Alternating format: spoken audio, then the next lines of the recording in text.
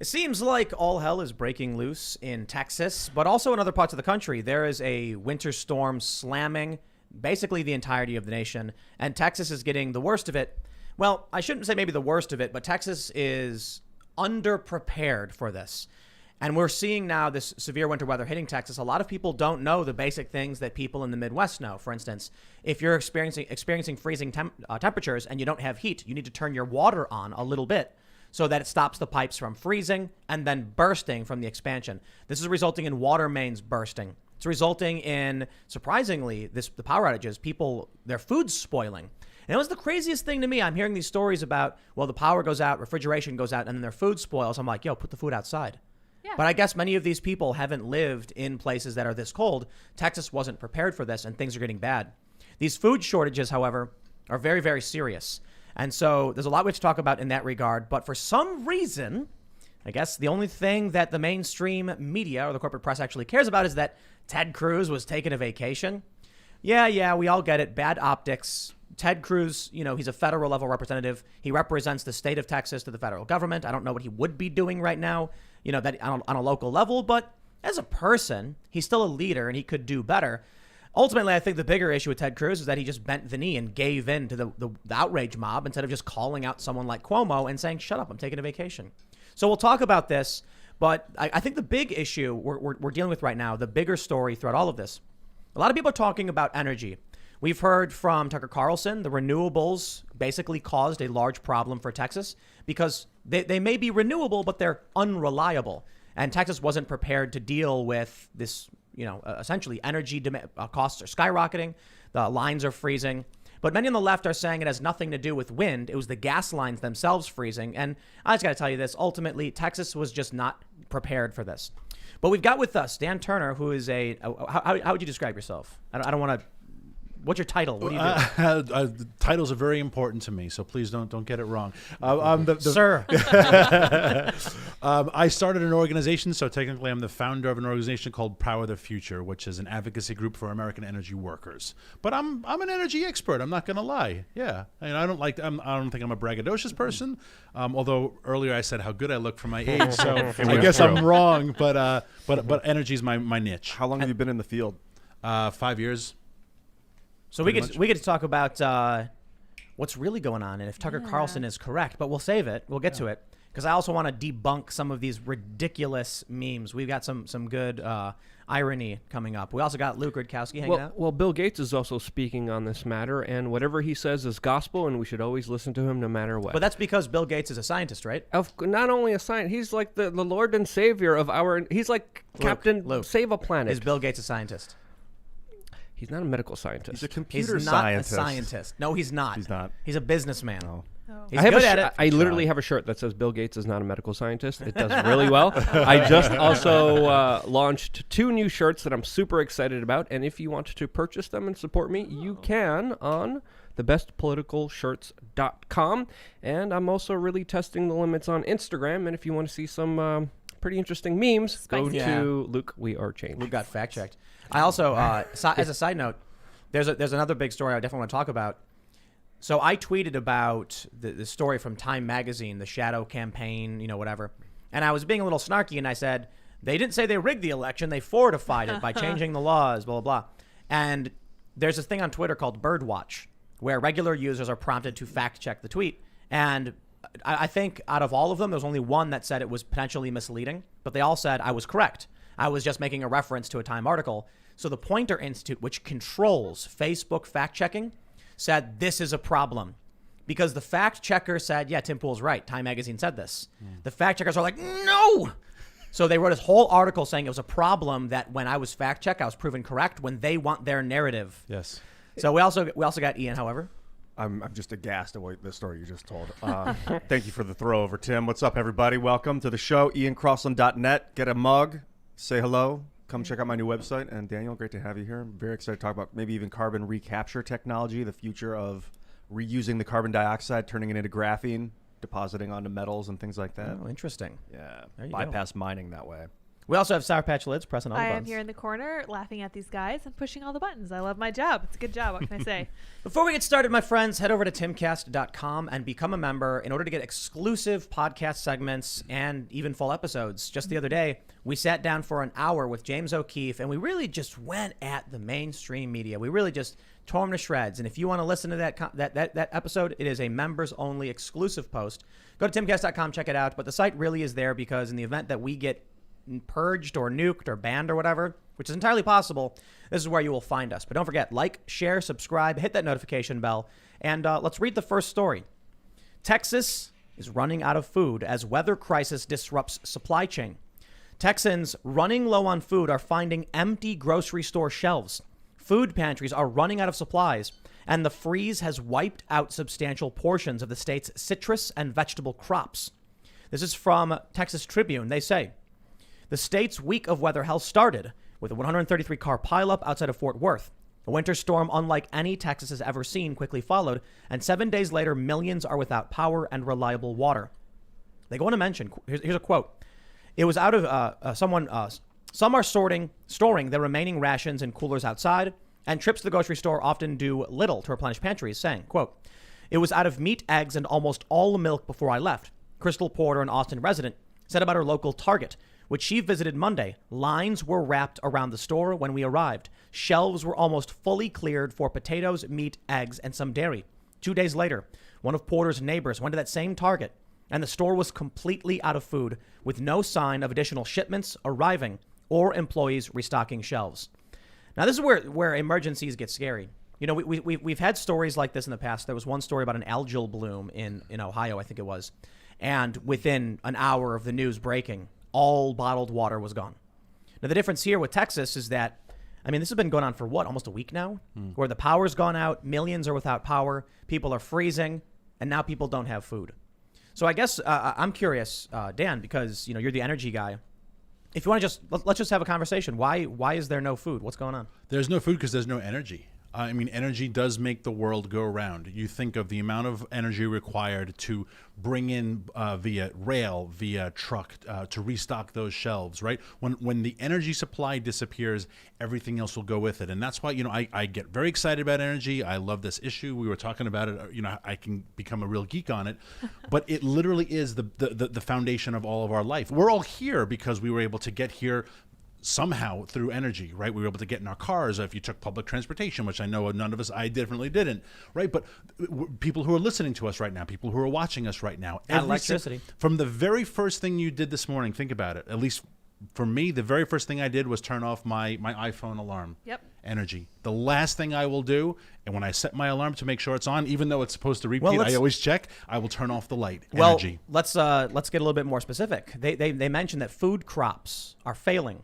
Well, that's simply a lack of energy. It's not the same kind of energy we're talking about when we're talking about fuels for vehicles, but cold weather is essentially energy levels going down. Now their food is failing. But also, I think outside, so we'll definitely talk about the energy issue because I think that's important because everyone wants to know what's going on with the electricity. Yeah. But it was ultimately, in a lot of ways, there was governmental failure here. I mean, they didn't prepare properly for how to deal with winter weather. And there are some jurisdictions bordering Texas where you can actually see. You know, it's in Arkansas, I think they have this image where you can see the roads are plowed, and then in Texas, it's just snow all over the streets. Yeah, and that's the problem of government, right? It doesn't always work. I'm not a fan of government. I'm not an anarchist, but I have deep skepticism of government. I dislike government. I don't trust government at all levels. So that is clearly a huge government failure, right? And the problem is we turn over so many of these things, our kids' education. We turn over entire swaths of our society because we assume government's going to be in charge of it. And then when government fails at their job, we say, well, now to whom do I turn? You know who's not getting made fun of today? All those preppers. Yeah. Right? All those people who are I've hoarding been saying, food. I see, and you brought it up, not me. It's the craziest thing to me because I did a promo for these food bins sometimes. I did a promo earlier today on my main channel. And it's funny how that's supposed to be like I see these leftists, these tribalists saying like, haha, Tim's selling food bins. And I'm like, is that supposed to make me upset? I don't understand. Yeah. Am I supposed to be like, yes, people should not prepare for emergencies? Yeah. Well, am I going to mock somebody for buying a fire extinguisher? No. People in Texas don't got food right now. Yeah. The people who listen to me do. Yeah. I would even posit that a blizzard is a natural disaster. Like I've never really thought of a heavy snow as a natural disaster, but it's like a hurricane or a absolutely. tornado. Yeah. It's just completely devastating. Sometimes How many people there's died? flooding. You said 40. Some people have already died. Yeah, last I saw, I think the number was 41. Wow.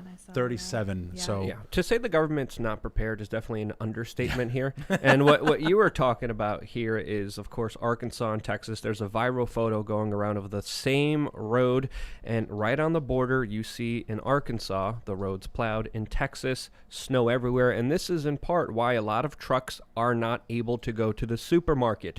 You have to understand major cities are extremely vulnerable because if the roads shut down, your food's not going to be getting to you, to your community, especially in very congested areas. Texas did not invest in snowplows. Arkansas did. Arkansas is used to dealing with this, and this is another reason why, again, as I've been saying, you need to be personally responsible for yourself more than ever. I've been selling those food buckets for years now, and people are like, "What are you doing? You're fear." I'm like, "No, you don't understand like how vulnerable everything is in our society and how in a matter of seconds everything could be taken away and you're only responsible for yourself." Absolutely. And what annoys me about our discourse is that then when we do have an election, we will hem and haw as to whether or not, as governor, will you allow this 6-year-old girl to identify as a boy and play gymnastics? And you say, can we talk about preparation for the next storm, right? Can we talk about the electric grid? Can we talk? These aren't infrastructure. Sexy, yeah, they're not sexy topics. They're boring. They're nerdy. They put everyone to sleep. But this is what government should be doing. And instead, we have these whole sessions about these little minute. And I don't mean to minimize the trauma of that 6-year-old kid, but I'm saying that is not the role of government. If government did its darn job, but it doesn't. What Texas needed to do was, I don't know, buy salt, plows. Issue notices to residents saying, in the event of winter weather, make sure you turn your water on. Yeah. I can't believe all of these videos I've seen. It's crazy where the pipes burst. And I'm like, it was a 2-second thing. You walk over and you go, and you walk away. Or even just a little bit, let it drip. Yeah, it's a little They bit gotta put more that than a drip. in But school curriculums. You got to teach little kids that. I mean, I get Texas is not used to winter weather like this, but we had forecasts. We knew this was coming. This is an absolute failure of government, 100%. Now, on the energy front, we're hearing, the wind turbine thing. I love this one. Yeah. So I saw a bunch of posts from conservatives saying that wind turbines froze, and this is the reason that the power essentially went out in Texas. Then I saw people on the left saying wind turbines operate in Antarctica, and the real problem was the gas lines. We need a Green New Deal, and this proves it. I think the craziest thing was Patrick Moore, who is one of the founders of Greenpeace. He's no longer with the organization. He basically said something to the effect of, climate catastrophists can't explain away this record winter cold. And the weirdest thing is it's really hard to discuss when, we have all of this fake news coming out. So there's a video going viral of snow in, I guess, Saudi Arabia or something like that. Yeah. And they're like, oh, look at this. There's camels and there's snow on them. That's normal. And yeah, apparently fact checkers are saying that's actually normal. Yeah. Sometimes it snows, especially in higher altitudes. Like, what are you saying? Like, deserts get cold. So for some reason, though, these people just believe these things without doing any fact checking. But I want to pull up something that I'm absolutely thrilled to show all of you. Over on Reddit's r/facepalm, there's a post that is one of the most upvoted Reddit posts on the page, and it says Science, SIENSE, making fun of Tucker Carlson, I suppose. And it's just a Tucker Carlson quote. He says, quote, "It got cold last night, and the windmills froze, and as a result, millions of Texans are freezing. Several have died." And then underneath it is an image, and it says, "Meanwhile, in Antarctica." And it shows a bunch of penguins standing around, and there are a bunch of wind turbines, and what appears to be a giant glass structure of some sort with solar panels on it. I love this. This image it appears on r/facepalm. So I don't know if they're self-aware, and the facepalm is actually that the Antarctica thing is fake, or that we're supposed to make fun of Tucker Carlson. I'm assuming they're making fun of Tucker Carlson by pointing out there's actually wind turbines in Antarctica. Here's the best part. That's a fake image. Wow. It's so obviously fake, though. There's a picture. Look at these penguins, okay? For those that can see this, because there might be, for the people listening, I'll explain it to you. A bit, yeah. There are some penguins. They're standing around doing penguin stuff. And then there's a wind turbine. And standing right next to the wind turbine is a penguin, which stands, I believe, what are they, about a 1.5 feet tall? Scroll down a bit. Scroll down. Yeah, because you can't see. It's behind your head. Oh, I see. There you go. Perfect. So here's the little penguin, and they're about a 1.5 feet tall, I think. Is it? Maybe I'm wrong. Maybe a foot. That's a good guess. Yeah. Yeah, about 1.5 feet. And standing next to this wind turbine, and if you were to take this penguin, it would the wind turbine's like 15 feet tall. I don't know if you've ever seen a wind turbine or turbine blades. What are they, like 200 feet? Oh, they're 50, something like that? No. They're hundreds of feet. Oh, Yeah. yeah. They're No, hundreds of feet. Huge. Hundreds. Yeah. So I don't know how big these penguins are, man, but this would mean this penguin's like 20 feet tall. But then there's a guy in the background too who, and this is the best part. The guy is standing next to penguins, and these penguins are half as tall as he is. So these are like Big 2.5, penguins, okay? 3 foot tall These are penguins. monster Maybe look, penguins. I'm not a penguin scientist, okay? Maybe it's a GMO Monsanto penguin. Oh yeah. Maybe that's it. Yeah. Was I Well- supposed to brush up on my penguin Yeah. knowledge Yeah. before Sorry, this? didn't Did tell you you. not? So hold on. Let me go further. So I did a simple image search. It was not hard to do. The image comes from some Italian architecture design event where they had an exhibit. And yes, someone was conceptualizing a plan for green energy in Antarctica. The image is not real. You need only Google search it and see it's a wallpaper that you can buy. You know what I did? I took the image, loaded it into Google image search, and this popped up. They're sharing a fake image to mock Tucker Carlson, and they're saying facepalm as if Tucker is the one who was wrong. Yeah. Now, I did read a lot of what Tucker said, and Tucker was, I think he should have been more clear about what was causing the failure. But the point he was making is that these renewable energies are unreliable, and he's correct. As I actually made a whole segment a couple of years ago advocating for the Green New Deal. That was until AOC put out her critical race theory laden garbage, which had nothing to do with the environment for the most part. And then I was like, okay, that I don't support. But the idea of investing in new technologies, fusion, nuclear, wind, solar, that to me is a good thing if we're going to do it. That's not what they're doing now. But so that being said, look, when I saw this, I know wind, solar, these things are fantastic, but they're not reliable. How do you store the energy when there's no wind and there's no sun, right? So I don't know if Dan, you want to opine on the whole matter of Texas and their energy shutdown. Yeah, and to do that, I think we need to be careful. I don't know what article you were reading, but we keep hearing that this is a once in a lifetime, once in a century storm. That right there is needs to be debunked. That's a lie. A storm like this was just as bad in 2011. It was February 2nd. It was the day after the Super Bowl. Texas does get these types of storms. It's not common. And now Texas screwed up. Maybe going back to the earlier conversation we were having, if you're the governor and you say, all right, this storm happens every 10 years, do I invest in X amount of dollars on snow plows for something that happens that I may not even be governor when it happens? That's another question of government, right? But these storms do happen. Let's look at 2011. When this storm happened in 2011, the wind capacity for the electric grid was 6%, right? By 2015, because of their mandate, Rick Perry put in this law, by 2015, we have to be 25% wind. And they did. So they went from 6% in 2011 to 25% now. Same storm hit, did the same amount of damage, but now the wind is not 6%. It's not a sliver of the electric mix. It is 25%. And when that came offline, that is the delta. And when you compare apples to apples, people are like, well, what happened in California? What happened? Let's compare Texas to Texas. And if you compare these two storms, coal performed the same, nuclear performed the same, natural gas performed the same. The delta is wind. I don't oppose wind technology. I don't oppose solar panels. I agree with you. We should invest in all of these. But to deny that they have shortcomings is childish, and we can't allow children at this conversation. Well, they did. It was reported that even natural gas lines had Yes, frozen. absolutely. They had. And not only had they frozen, really what had happened is that those Texans who have gas for heat, which is a small percentage, about 65% of Texans use electricity. And again, if you're building a house, why am I going to invest in gas heat? Because odds are I could go the whole winter and not use it once. Right. So I will use the HVAC, and in the rare occasion that I need to heat up my home, electricity heat is very expensive. I know. That's seriously expensive. I live off the grid. I only have electric heat, and it is very expensive. I wish I didn't have it.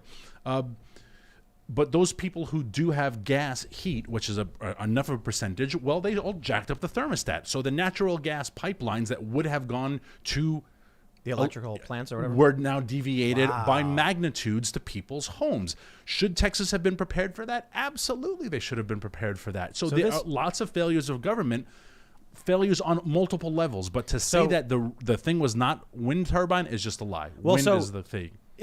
I would say, yes, we could reduce it even further and say they should have winterized the turbines beforehand. I mean, so the thing about that image I shared with wind turbines in Antarctica is there are wind turbines in Antarctica. I don't know. I think New Zealand has 3. I don't know if there are other nations that have set up wind turbines in Antarctica. There's 2 things to say, though. First, these turbines are built to be in Antarctica. Yeah. So it's cold. They know it's going to be cold. They're built better. They're designed for winter. More importantly, Antarctica is a desert, which is another reason why this image is funny, where they're like, look at Antarctica. It's a desert. There's no water to freeze the turbine. No. In Texas, it was extremely wet. Yeah. So I think it's an interesting conversation. I think they should have been prepared as a government, but it's also interesting to see as soon as wind started to go down, the strain on the system became too much for the system to bear. When you say natural gas, you're talking about methane, which I believe, and correct me if I'm wrong, it's CH4 carbon, 4 hydrogens. So when you say that natural gas is not methane, or are you saying it is? Natural. When they say natural gas, that's just a phrase for methane, as far as I know. It's a catch-all. Oh, there's other gases absolutely in addition to methane. Multiple natural. Yeah, and just look at you've got propane, right? That's used in your grill, right? So I don't know what the mix is that Texas is using. Sorry, I was going off the mic. I don't know what the mix is that Texas is using. Okay. It is primarily methane, but it includes varying amounts of other alkanes, such as carbon dioxide, nitrogen, hydrogen sulfide, or helium. So, but I believe it is primarily methane. When they freeze, is that actually the pipes that the gas is flowing through that froze, or is it the gas itself that? I mean, the gas is gas, so in order for it to freeze gas, it's got to be super cold. I would imagine you'd have to liquefy it and then. So what's happening when the gas lines break? It's probably I got to get my mechanical engineer hat. It's probably an issue of the pumping station, right? Because all pipelines need to have pumping stations to keep them going. Water does, oil pipelines, right? That's the Keystone Pipeline wasn't just going to fill up oil in Alberta and have it get to Texas 1,200 miles. So it was probably those pumping stations, which is where the breakdowns were. And what's causing the pumping station? Are they using coal to pump to create the heat? Most pumping stations are run on fossil fuels, and they probably literally froze because of the temperatures. And so now you're not able to pump anything because of the freezing temperatures. This is the biggest issue these people don't understand when they're like, why don't we just do more solar? Why don't we just do more wind? I love that idea. I do. I love the idea. I think fusion is probably better investment for trying. If we want to do green energy, just dump all that money into fusion research. We could also build nuclear power plants. The funny thing, though, is we recently had some solar people come over here and we're like, we want solar power. Okay, we want to make sure that in the event there's some kind of emergency. And so I'm talking to the solar guys and I said, and it's a good idea to get this because it's going to be cheaper in the long run, right? And he was like, I mean, after 20 years? Yeah, exactly. And I was like, oh, because the cost of building the solar takes 20 years to recuperate. And he was like, yeah. So in the long run, it's great, can raise the property value, and you have power in the event there's an outage. That's really what it's about. But the guys were on the level, and they said, look, man, the reason people get solar panels is because they can afford to. It protects them from emergencies. That's a good idea. In terms of efficiency, delivering power in the long run, it's not something everyone's probably going to want or be able to do. How would you respond to our Lord and Savior Bill Gates, who knows everything and does nothing wrong, when he says that only 13% of the outages are, quote, related to wind turbines? This is the statement that he came out with today. And he also blamed this historic winter storm on climate change caused by humans. What would be your response? Well, the joy about the climate change argument is that everything is proof of climate change. Right, so whether it's hot or cold, it's climate change, and so that's convenient for him. If you just look at, I do this research for a living, and it's not impossible to find. The Department of Energy has every electric grid, every hour, their electric mix. You can go online and look at it right now, and if you just compare which is what I did for the latest op-ed I wrote about it, which just came out a couple hours ago. If you compare Sunday at 8 o'clock to Monday at 8 o'clock, you can just see the electric mix. And I have photos of it. I don't know if you can throw them up online somehow. You can just compare the mix of electricity of what nuclear is producing now, what was it producing then, what coal is producing, what natural gas is producing, and what wind is producing. Wind on Sunday was producing roughly 8,000 megawatts of electricity. That dropped to 600. Right? Wow. That is a huge difference. I mean, like monster Like distance. a 92% drop or something like You that? cannot keep and we just had a super chat come in that I think is interesting. They mentioned that ERCOT, which does what was it, the Electrical Reliability Council of Texas, reliability.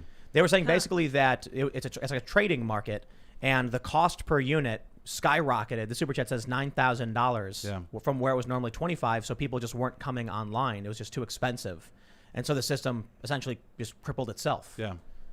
And that's the other problem with the renewables is that they don't play fairly in the free market, right? They don't. And so when you go off of renewables because they're not working and you have to then jack up coal, you have to pump in more natural gas, you have these huge fluctuations. The best example of that is Europe. They pay 4 and 5 times what we do for their electric bill. Why? Because they're green. I don't oppose being green, right? But Europe chose to go green. When they cannot maintain their grid, they have to burn coal like mad, and they have to buy it fast, and they have to buy natural gas, and they have to buy it from Vladimir Putin, and that's the price of the market. And that's why there's a war going on. Absolutely. Because of the Qatar-Turkey pipeline to offset the Gazprom monopoly. Oh boy! Oh, yeah. Yeah, absolutely. Yep. That's another show that we definitely have to have, right? I mean, these are the real problems when you talk about going green, quote unquote. Now, if we want to go green and decide that as a country, let's have that honest debate. But right now, as soon as you mention these things, you don't believe in climate change. Well, I just want to say that the American people need to know their electric bill will multiply by a factor of 4 if we go green. It will. Texas. How would you? Go I was just going to say one last point. Texas. So I was talking about 11 to 2021, right? The 10-year difference of how Texas changed their electric mix. They went to 25% renewable over the course of a decade. Did their electric bill drop by 25%? No, it went up. Probably close to about 30% their electric bill costs. Why? Inflation, part of it? Maybe part of it inflation, but that is a huge drop for the #1 oil and gas producer in the country. Why can't the people of Texas say, well, wait a second, what are we getting for going renewable? And someone, and this is where I get a little crazy on this stuff, someone is making a boatload of money building all these windmills. And I would like to know who's getting rich off it, because someone is. Why I is do think it's funny that we call them windmills. wind turbines? No, but people do call them windmills. Even I did. Like they used to mill grain. Yeah, right. Now we just call them windmills because they look the same. And the little thing, It's funny, you like know, from Inception at the end, the little wind thing the kid has. Oh Yeah. yeah. Pinwheel. Or also we have the floppy disk icon for saving things, Yeah. and like we haven't used those things in a decade. Anyway, I'm sorry, man. Continue. No, it's a great point. I don't even think some people know what a floppy disk is, which is pretty funny. Doom on 7 discs or whatever. But I just think that the people of Texas and now the American people, we're going to go green. We're going to go 100% renewable by 2035, says President Biden. 100% electric generation renewable by 2035. Where do we store that power? Where does the cost come from? Where does the land come from? Some of these wind farms in Texas are 100,000 acres. Yeah, you can't rely on. What we need to do is develop geothermal, tidal power, and gravity power, I believe. Tidal and gravity are good. Where do we do geothermal? Well, you just drill. But where? You Where can't particularly? Just drill. Right. The reason, honestly, I'd like to tap into volcanoes. but that's Iceland. It works because it's a big and volcanic Hawaii, rock. yeah. I don't know if you can go deep enough to get to where it starts to Exactly. get hot, boil water with the Earth's heat. But I mean, it makes a lot of sense. It's very common sense. But I mean, that's to say that we're just going to be there without laying out the plan and explaining all the numbers. I think is So where? So a lot of people need to understand how we create electrical current. Yeah. My understanding is we have these turbines. They need to keep spinning to keep the current running, right? To keep the current existing, I suppose. So all day and night, what we basically do is we take coal, set it on fire, it creates water pressure, and the water pressure then spins a turbine. As long as that turbine is spinning, we're generating an electrical current that people can use, right? Mm-hmm. That's the gist of it. Wind turbines are being turned. The turbines are spinning because wind is hitting them. When the wind stops, there's no power. They have to store it somehow. Right. And so we don't have that technology, No. giant batteries. This is the craziest thing. I watched this really amazing educational mini-ish, like short film on energy return on energy invested. And they were talking about why we love renewable energy, why we're so excited for them, and why they are nowhere near ready for implementation. No. And the main issue is when the wind turbine stops spinning for any reason, the current stops as well. And so it's amazing, this idea that we can set up a bunch of turbines all over the place, but you would have to create a ridiculous amount of them in order to make sure you're always generating enough current to sustain life as it currently exists. The problem is it takes so much petroleum energy to make the wind turbines, it makes no sense. No. Until we get to the point where we can generate more efficiently and store that energy. These renewables that we know and love and are excited about do not have a high enough energy return on energy invested. They talk about, it's really fascinating, why fracking became profitable. And it was because the cost, fossil fuels had become so expensive because it was getting harder and harder to actually find oil, that all of a sudden it became economically feasible to start fracking, a very expensive and dangerous process, which nets fossil fuels. But when you look at the energy returned from the energy you invest, these green energies just don't cut it, except nuclear energy. The most efficient, my understanding is it's the highest return. Is that, I could be wrong, is that true? I'm not positive, but I mean, that sounds, just knowing what I know about nuclear, it sounds absolutely right. The way they explain it is something like for every $1 you put in, you'll get $50 equivalent out or something. The easiest way to explain it. The problem is they won't let us build nuclear No. energy either. We haven't built a new Talking nuclear. about because meltdowns. Because there were, what do we have? We have 3 meltdowns?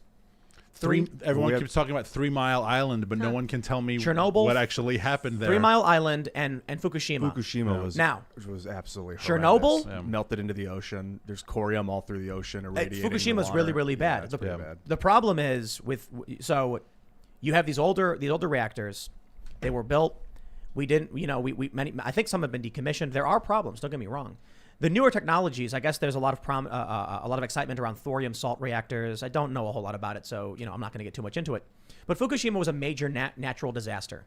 So we can now look at that situation and say, what can we do better to make sure this doesn't happen? I think we can pour gold in the corium because right now, as far as I know about the nuclear core, it's circulating heat, but because it can't release its heat, it begins to get so hot that it melts down and then turns into liquid. But if we can somehow put a superconductor into the corium and would allow it to release its heat, then it wouldn't Emergency melt. release. So if you poured gold into it, which is a superconductor, I would imagine then it would release its heat, it would harden, and then you could melt it, re-extract the gold. Thorium salt reactors are liquid, so that you don't have to worry about that. Yeah, thorium apparently doesn't melt down. Do you know anything about thorium? No.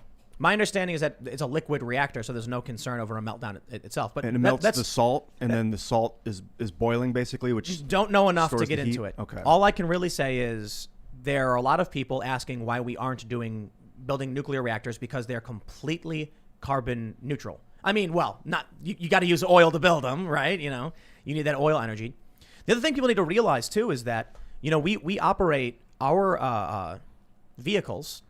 They're not all electric. We don't have electric, excavators. Do we have electric excavators? No, and that's the biggest drawback with, again, no problem with electric vehicles. Drive whatever car you want. The biggest problem with electric vehicles is the size of the battery proportionate to the size of the car. The battery lasts only about 10 to 12 years, and it's extremely heavy, which is why there are no electric airplanes, and there won't be for any time soon. The weight of the battery is insane. There are. And they can't carry people. Well, there's one. A guy flew around the world in the first solar-powered airplane Yes. like 5 years ago. Yeah, It that's was him cool. peeing in his pants. And it took him like 12 days or I don't know. And they did create a solar power plane or a drone that can fly indefinitely. Well, until the parts break. Yeah, because it's a massive, ultra lightweight glider. Huge. So make sure, people, you have your pedal. You ever see those what are they called, gyrocopters? You paddle with your arms and your legs. Yes. Backup power. And it still has an engine on it, though. But there was a university where they actually created a fully human-powered flying machine. It was as big as this airplane hangar, and the guy's pedaling like crazy, and he gets a few feet off the ground, and then he starts coming back down because he gets super tired. But I want to ask a question. What would you call it if someone called for if there was let's say there's a high-profile public figure who came out and said, "I will not wait. I demand that an action be taken which will result in the death of hundreds of millions of people. What do you call it when someone tries to enact a plan that would kill hundreds of millions of people? Excessive. Well, no, like Government. Government? Democide.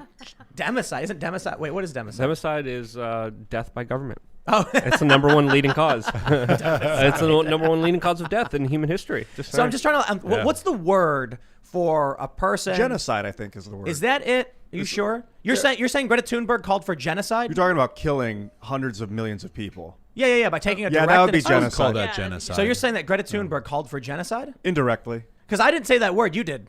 You see, I tricked you, Ian. And I wouldn't even say she called Greta for it. Thunberg said, we will not wait till 2030, or said we do not want to wait till 2030 or 2022. We want now a moratorium on The fossil problem fuels. is people that are Well, screaming listen. about what their I goal is. need They need to scream about the plan. I need to explain this, otherwise, the genocide thing. Greta Thunberg said, we want a moratorium on oil now. We want it done. If we stop using oil, the freight lines, our trains, the food delivery systems, transporting of emergency medicines, all of this just stops. And immediately overnight, you're going to see riots in the street from starving people. You remember what happened in Paris, in France, when Emmanuel Macron was like, we're going to put a tax on petrol, because we're going green or whatever. And then what did they get? Like a year and a half of people rioting because all of a sudden their gas bill was too high because they were trying to tax them to go green.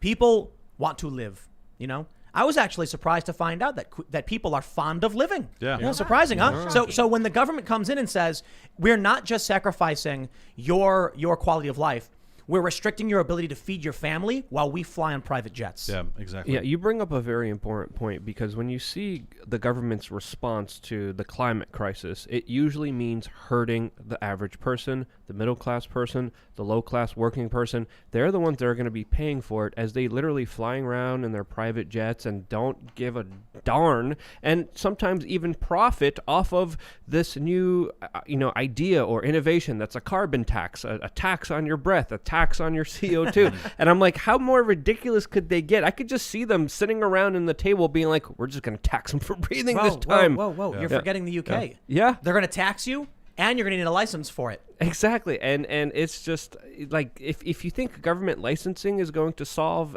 anything, I demand you spend 1 week at the DMV. Mandatory if you're ever going to advocate for such a policy. Now, I will. You want Now, I want to finish this because, just recently I made my RV to be, I made my RV off the grid. I installed a lot of solar panels, and I learned it doesn't matter how many solar panels you have if you don't have batteries in them that could actually save the power. And when you're talking about the battery technology, it's not there. And I was like, wait, how many pounds do these things weigh? 200 pounds? And I was like, you have to factor in weight, especially if you're in an RV.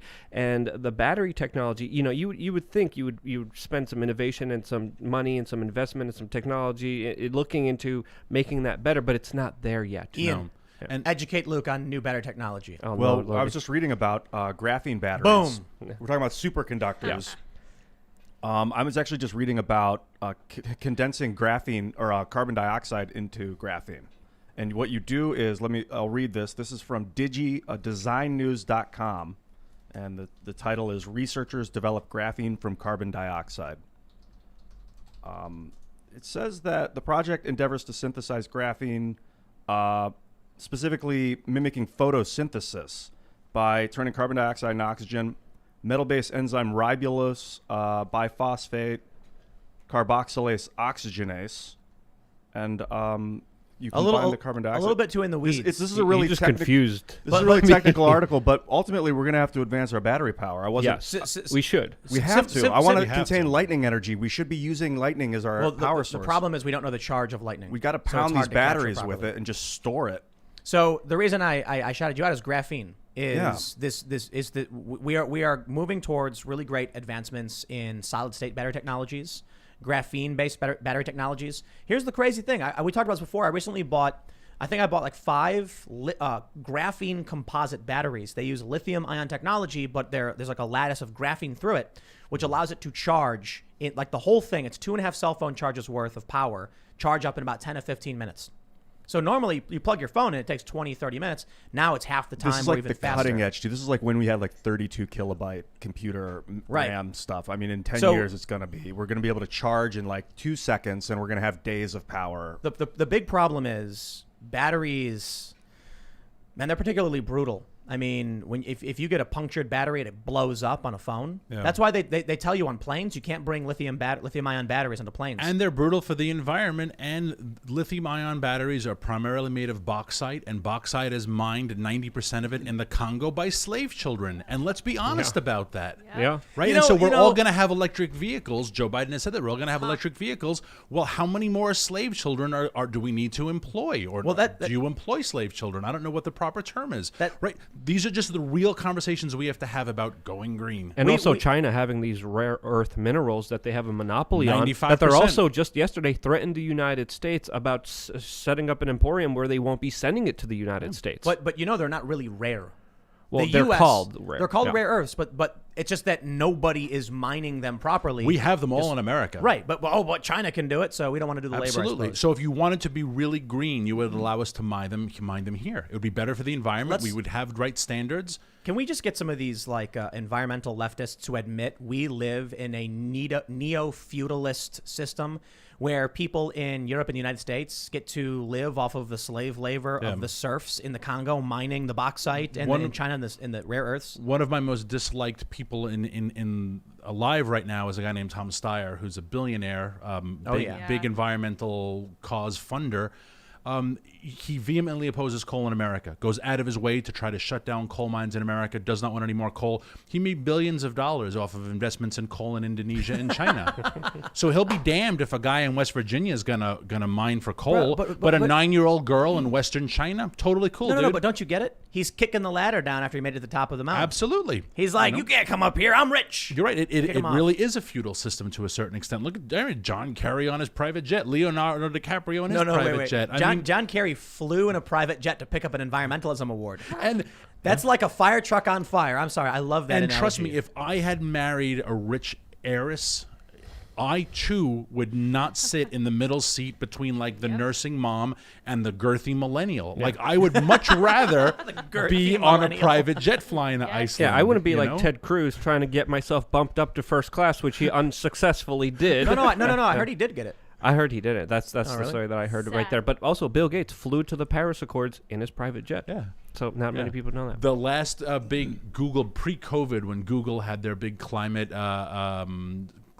change summit in Sicily, and something like 147 private jets flew to it. You know, Prince Harry took one, and everyone 147 private jets flew to the climate change summit. I guess you don't jet pool like you carpool. Yeah. Like, hey Tim, I'll pick you up. We'll fly the jet together. Some do. No. Some do. You know, it's fun. I'll But- give you a but ride anytime you know- on my private jet. You know what the meeting was really about?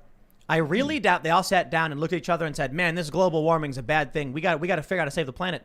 What they really did was they said, "We can't have all these poor people flying on planes. No. How do we make sure that we can stay on our private planes? I don't want to lose my private plane."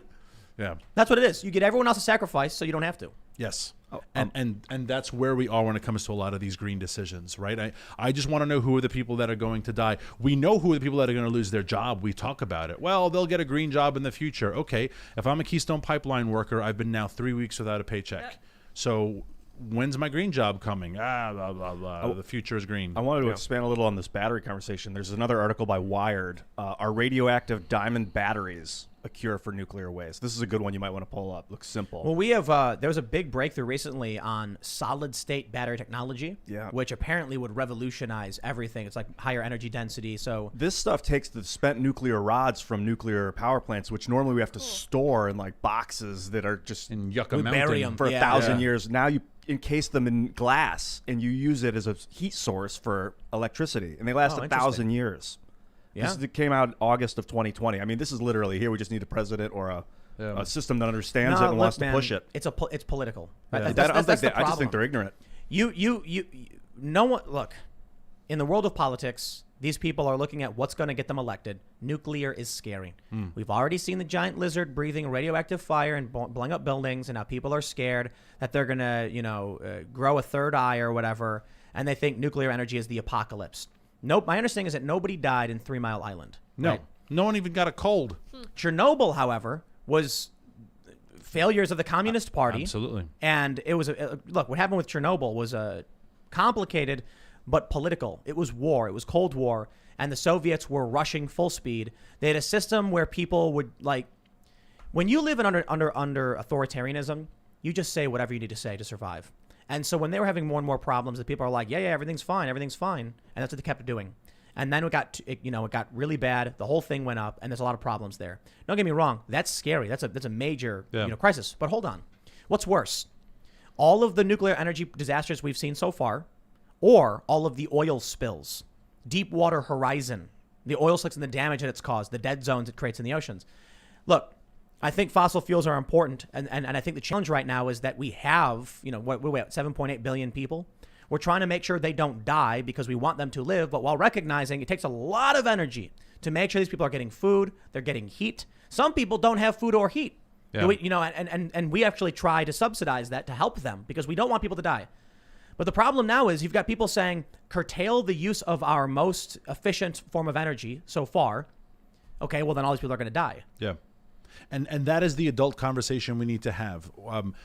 There is no perfect fuel source. I wish there was. There's no perfect energy source. I wish there were. But I'm not Plato, right? It is not me versus this ideal. We have to live in the reality. And the reality is everything has its drawbacks. But for the price point, for the efficiency, and for the quality of life we demand. And this is my biggest argument when it comes to the fossil fuel industry and getting rid of it, is that is where they want to sacrifice. Cost doesn't matter. Doesn't matter if we pay what Germany pays. Efficiency doesn't matter. Doesn't matter if we can't store the electricity. That's why you hear authoritarians say, well, Kamala Harris was asked, should we talk about dietary regulations? And she said, I think we should have a conversation about that. Let's talk about those cheeseburgers. The government's going to regulate our food? Of course they are. Bill Gates said no more meat. Bill Gates also bought the most amount of farmland than anyone else in the United States, specifically because he wants everyone to eat fake meat. Yeah. Live in the pot and eat the bugs. Absolutely. Like what is it? I will burgers? not live in the pot. I will not eat the bugs. There are these people. Do you know where that's from? Is that a meme? I will not live in the pot. I will not eat the bugs. But there are a class of people that think that they have the authority over us to determine the quality of life we want. And I think that is how you really get a revolution. That is how you get bloodshed. I would like to point out, though, I actually think that the idea of having a pod is pretty cool. Just as we're talking about in the middle of the woods, got my own little place, got my own little home. That's what I'm doing. Oh, yeah, nice. Yeah. And the other thing too is I see this meme. It's like, I will not live in the pot. I will not eat the bugs. And I'm kind of like, why is it bad to eat bugs? Like, look, there's, what is it? Like 85% of the planet eats bugs. You don't have to eat bugs if you don't want to. I think it's fair if you say, I don't want to eat bugs. I'll bet that's cool. I don't eat bugs, but I'm also kind of like, food's food. But like lobsters are bugs. Well, big insects. Well, another thing we have to kind of comprehend here is that Bill Gates invests his money into specifically creating fake meat. He then goes on 60 Minutes, and Anderson Cooper's like, wow, this is such a great idea. I love this idea, as he's promoting fake meat. The fake meat has no fat in it. That's the problem. There's a lot of problems surrounding this, especially genetically modified food, which Bill Gates has extensive ties to, especially to corporations like Monsanto that have a horrendous human rights record, that have a horrendous record of actively, knowingly hurting people and still doing it for profit. I just think the idea that the second or third richest person in the world, whatever he is today, he's second or third, and a Vanderbilt heir sat down together and they talked about the sacrifices we have to make. Yeah. A millionaire and a billionaire deciding what we should not live with. We're going to make. And a republic is a well-armed populace contesting that vote. Holy cow. Yeah. Like that's some scary stuff right there. Yeah. I don't want to be part of that world. I'm like the Little Mermaid. I don't want to be part of your world. I want to We talked about the Great Reset. You're familiar with, I'm sure. Yeah. And scary a lot of people are wondering if they're doing it on purpose. And I'm like, listen, we don't need to ask whether they're doing it on purpose. What they're doing is in effect creating the Great Reset they've talked about. So you want to get conspiratorial, you can find. We don't have to be. We can just say, I don't care what their intention is. The result is this Great Reset. They're locking us down. They say it's for the pandemic. Sure, this is what's happening. Now that being said, part of me, because we had Jack Murphy on the show. And I mentioned they want people to live kind of, more in the country and more back to nature, like rolling up their sleeves and chopping their own lumber. And Jack was like, what's wrong with that? So there's a part of this where it's like, listen, I believe in freedom. if you want to eat your burger with ketchup slopped all over it or whatever you like on your burger, mayo, pickles, lettuce, cheese or whatever, you go ahead and do it.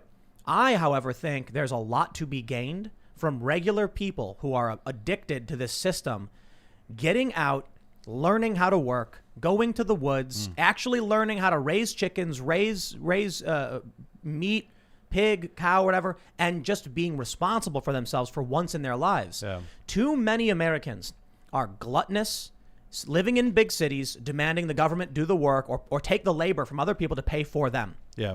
They're not. You're absolutely right.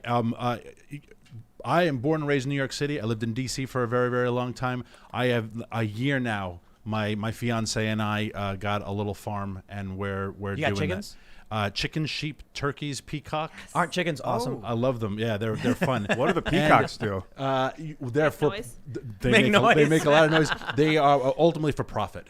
Can you sell them? We will. We bought them as Oh, that's eggs, and we awesome. will sell them. Like really rich people. We're the poorest people in town. you- really rich people will want them for their lawn to walk around and strut like Flannery O'Connor. Amazing. So we'll But, sell them to you at incredible 3 years of animals. age. You do have peahens as well.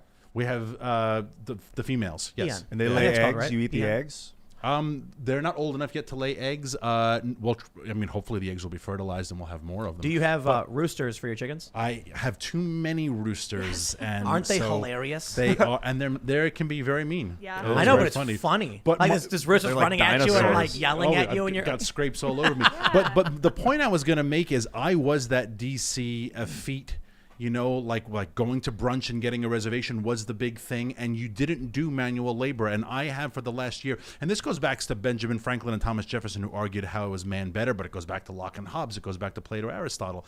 Where is mankind better situated? And I have been thinking a lot about how I do feel like a better human being because I have to make fence posts and I have to mend things and I get dirty and I have to play with chicken feces and it's Great, gross great. and it's Play work work. and it's labor and it's freezing cold and you have a hangover and you smoke too much the night before and your lungs are killing you, but the animals need to eat and they're in the barn and they are hungry and it does make you a better I am a better Isn't- person in the country. I Isn't really there am. a great feeling from eating your own homegrown eggs? Yes, it's very It's cool. so amazing. When I lived in Miami, we had chickens, and I'd go out in the morning, I'd grab a couple of the eggs, bring them back in, and I would bake with that. Yeah. It was awesome. I was like, this is so cool. Like Now- these things are out in my yard like eating bugs. Yeah. And then they poop these things out, and I put it in my pancakes. It's great. Now, I have a leg up, though, for anyone who's watching the show who's like, so I can start a farm. My fiance is a legit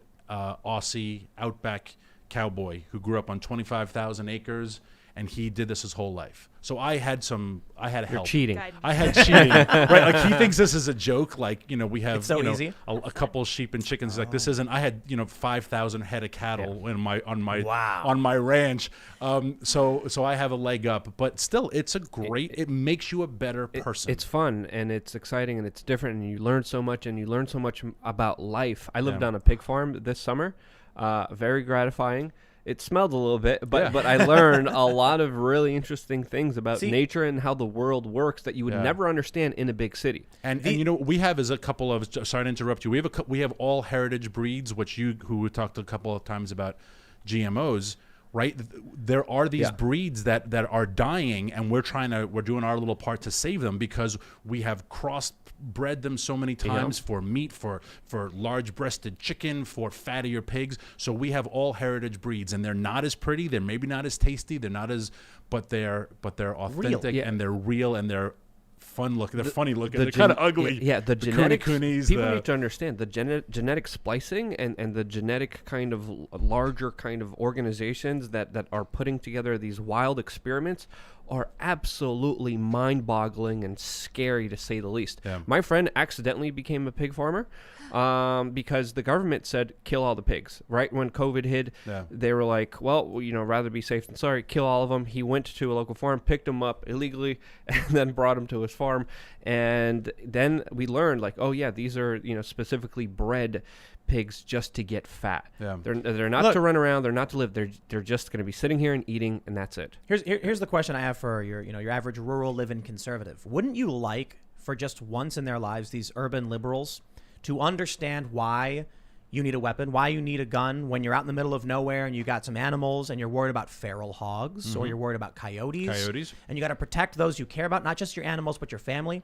Wouldn't you want them to experience for once in their life why they have to chop lumber, why they have to go out and make sure they get enough wood for the stove, because you're not going to have necessarily the propane delivery in time if the roads are slicked up? Wouldn't you just want them to experience hard work? The problem is, I think it sounds good teaching people responsibility, getting them out to go, actually learn how to survive and be responsible for themselves. The people who are orchestrating these big changes, the people who are calling for these changes, don't want people to actually be free and independent. Yeah. They're advocating for taking away the weapons of these individuals.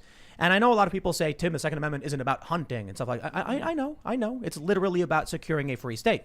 But one of the biggest reasons anybody would need to know how and be trained with a weapon is you've got to protect your home. Yeah. You live in the middle of nowhere where you don't got cops. But more importantly, you hear the coyotes out in the back. And what happens when they come for your chickens? You pepper them up with some bird shot or something, scare them away, or whatever it is you do. Or even feral hogs. When they come in large droves, they come in large numbers, and a high-capacity magazine is something you're going to need. Having a 10-round magazine sometimes won't suffice and will put you in danger. You'll have to have a bunch of magazines. Well, even then, reloading and loading takes a while, and during stressful situations, people mess that up. So again, it's nonsensical, and it's going to hurt people on so many different levels, and you bring up very important points. I try to shame the coyotes into not doing it. I give them bad reviews. I tweet negative things. Do you try to cancel them? I do. Yes. It's shame on you, and I take pictures and I tell them, we're going to kick them out. But you're going to tell their boss on them. But this all goes back to, it's just a great conversation. But I started my organization exactly for what you were talking about, that these urban elites, these people who were 3 generations removed from, maybe my grandfather was a coal miner or my great-grandfather, but now I am a true urbanite. And I'm an urbanite. I grew up in New York City, et cetera, et cetera. But they make decisions about the livelihood of people in towns. Michael Bloomberg is going out of his way to close coal mines in America. He is destroying small towns in Kentucky, West Virginia, New Mexico, Wyoming. He wouldn't land one of his G6s in West Virginia because there's no 4 seasons there. He wouldn't spend a second in Artesia, New Mexico, but he will destroy their livelihood. He will take away the only source of income they have. And that is shameful. Bloomberg is the guy who said to tax the poor because they're too stupid to spend their own money properly. And in that same speech, which was with Christine Lagarde at some, Bilderberg conference, he said, the coal miners, we'll find other things for them to do. Learn a code. And I thought, we will find other things for them to do. First of all, who the heck is we? And what are these other things? Do they get a choice? It's like John Kerry talking about, well, they have a better choice now. They'll become solar panel technicians. Do I get a say in this new job? Right? What am I? Well, did you see what caste am I born into? Who was it? Was it Peter Ducey or Steve? I don't know which one's the kid, which one's the dad. The Fox News journalist. He asked Jen Psaki, the Biden administration press secretary. A lot of people just lost jobs because Joe Biden ended the Keystone Pipeline construction. It was like 10,000 good union jobs gone. When can they expect to get these green jobs that Biden has promised? And her response was, can you prove to me they can't get jobs? Yeah. And he was like, what? Yeah. No, but Biden said there will be new green jobs. I'm asking when. I don't know what you're talking about. Or it was entirely adversarial. Yeah. The idea, the problem with this though is, you think somebody who knows how to build an oil pipeline, that line of work, can just magically teleport to a solar panel factory and know what they're doing? We've already said though that solar panels isn't the answer. We need new battery tech. Right. And when you ask these politicians, what are you going to do? They're like, I will find the best minds that will figure out how to do it. But another thing we really need to discuss that's not really talked about a lot, especially in American mainstream media, is the waste, is the pollution, is the utter crap that's being spewed by third world countries like China, that pollute on massive levels, and there's no regulations, there's no Michael Bloomberg flying over there telling them what to do. No. 95% of the plastics in the ocean come from Southeast Asia. 70% of it comes specifically from China. Hold on. Greta Thunberg says we're the ones who got to change, and she doesn't go to China. What do? We ban straws. Just think about the logic of this, right? There is so much plastic in the Pacific Ocean that Washington, D.C. has a straw ban. And you say, well, what the heck does one have to do with the other? Well, it feels good, and we applaud this. Yeah, and I was in Texas. I think it was when I went on the Glenn Beck program, and I was at some restaurant in the airport. I ordered an Arnold Palmer I enjoy Arnold Palmer. You guys like Arnold Palmer? Iced tea and right? lemonade. Excellent, Lovely excellent. drink. Well, the waitress came up to me and she was it was kind of funny because she handed me a paper straw and she apologized. Gross. And I laughed. She legit she like brought to me and she pulled the paper straw and she goes, "I'm sorry." Yeah. And I looked at it, I started laughing and I was like, it's fine. And she goes, "Why did they ban straws?" No one knows. And then she brought up your point. I'm like, here's a waitress who knows that we are not. And then I asked her about it. I was like, that's a really good point. Most people don't know that. And she started talking to me about a bunch of political stuff. And I'm like, how is it this waitress knows and understands the problem better than these politicians do? I know. That's the problem. A regular person looks into it, researches it, and says, well, what is banning straws going to do? Did you ever see the video of the straw up the turtle's nose? And these people find this turtle swimming in the water and they pull it out and it's stuck. So they take pliers and they go in and they start to try and pull it out of the turtle and it starts bleeding and the turtle's screaming in pain. It's a video on YouTube, I'm sure. brutal. And they just work his face and basically commit surgery on this straw. So plastic in the ocean is devastating. Yeah, but it's absolutely. being dumped no in one's China. denying Yeah. that. But it's not. We're not the So- ones who are doing it. But why is Greta Thunberg coming and speaking to Europeans and Americans saying, how dare you? Yeah. We must stop. It's like, okay, can we fly you to China so you can have a conversation with what they're doing? Yeah. Like, I'm not trying to, I mean, literally. China right now, as we are speaking, is building more coal plants than all of Europe currently has active. And they promised to stop. They lied. It's Absolutely, amazing. and they're never going to stop. Why are they building coal plants? Because it works. You can say coal is bad. You can say coal is good. I am going to say coal works, and China is serious. They have a world to conquer. Yep. They're not going to face what Texas is facing. You think China's going to allow one of this Uyghur concentration camps making Nike sneakers to ever go dark? They are serious, and so they are building serious infrastructure. These are, the Chinese Communist Party will burn the entire planet to the ground before they cede power. Absolutely. Well, also, if you remember, they're the ones taking a lot of the plastic from the West. There was a big controversy between them and Canada recently as well. And a lot of people found out when they were taking the plastic to allegedly recycle it and were being paid to recycle it, what just they were threw it doing, in the they were water. throwing it in the water. And that's why we have this huge island made of plastic that specifically came from China. And what are they doing now? They're not only polluting and throwing a lot of waste in the water, they're also expanding their weather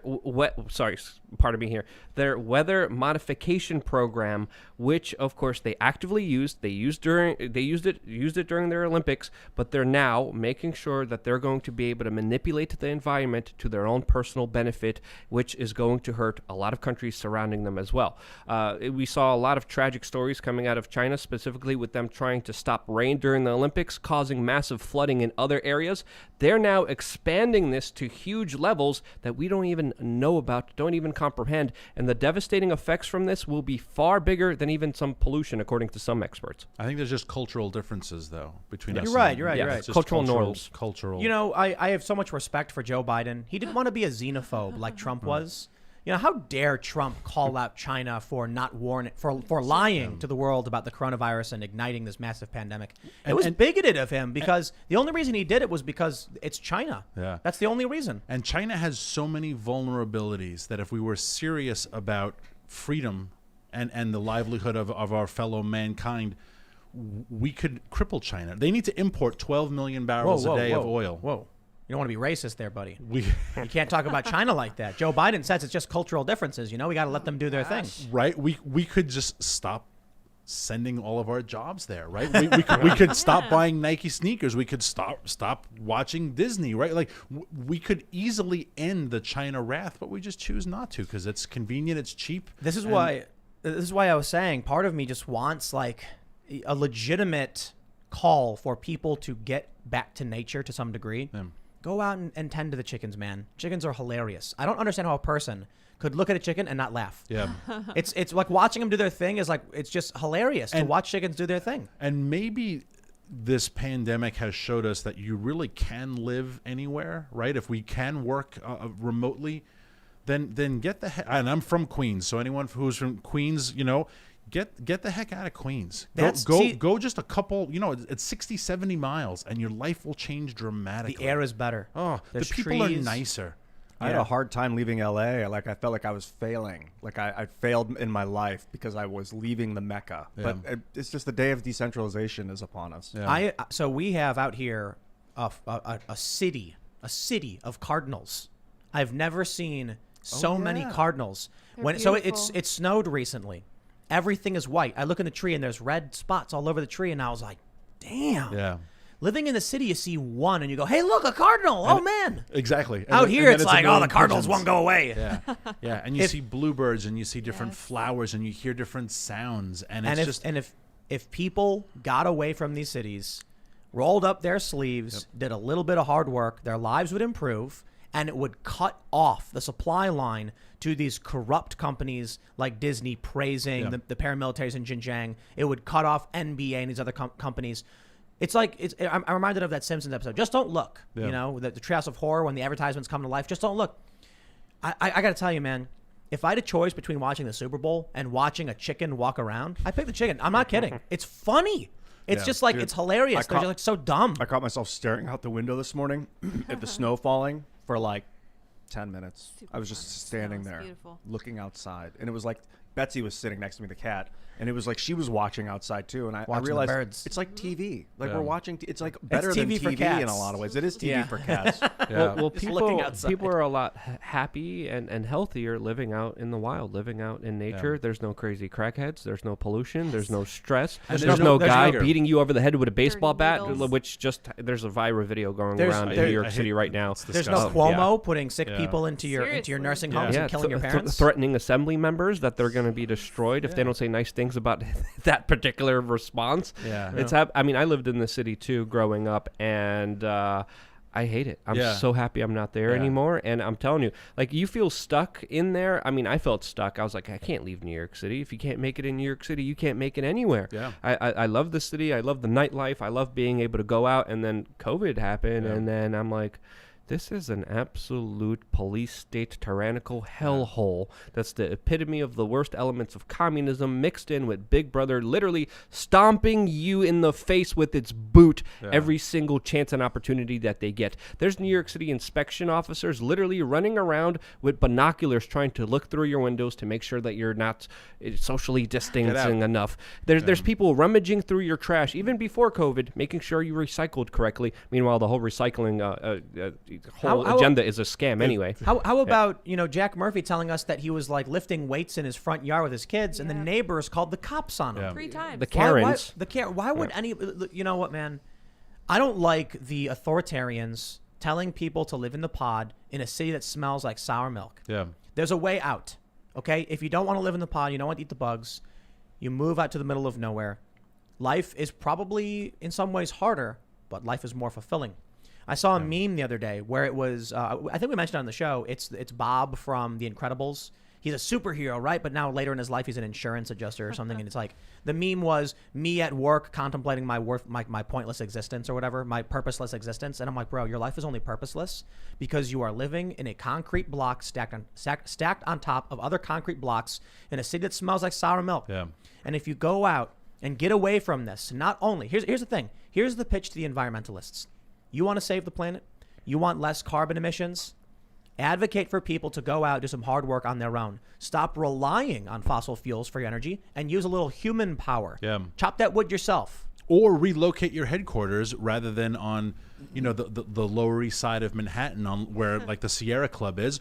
Go out into the country. Open a headquarters in rural Ohio if you really care about the earth. But look at where these groups are located. They're located in New York. They're located in D.C., San Francisco. And the bigger problem I have with a lot of the elites of this country is that they push this lifestyle through their policies, through their political giving.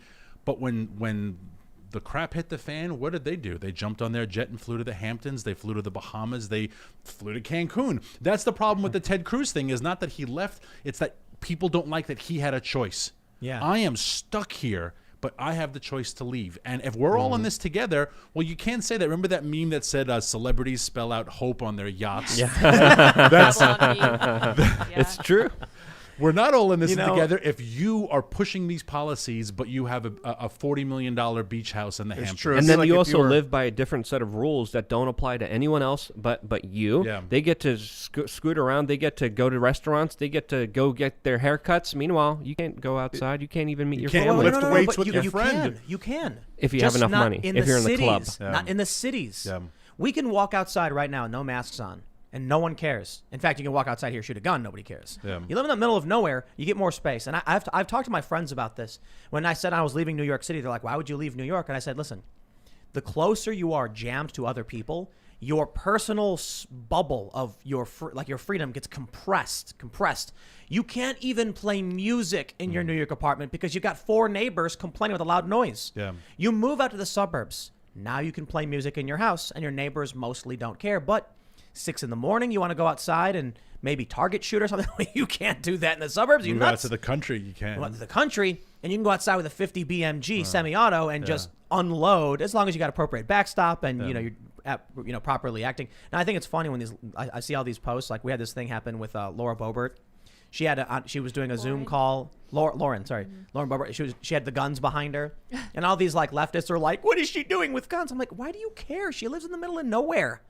Rifle, Colorado. I know where that is. Yeah, why would I want to live in a city where I have these Karens screaming at me about me doing something like, just something innocuous? Working out in your backyard. Working out in your front yard. Like, I'm going to call the police. Okay, look, man, I'm going to go to the middle of nowhere where I can go outside in mid-morning, buck naked, scream, and just fire some guns. It's like a different You do world whatever you since want. the internet, man. It is a different world. When I was a kid, when I was 7, 8, 9, I was taught that you needed to be in a big city to have access to technology and people. Yeah. And in the country, you're isolated. And it is completely different now. You go to the country, high-speed internet, you start an empire.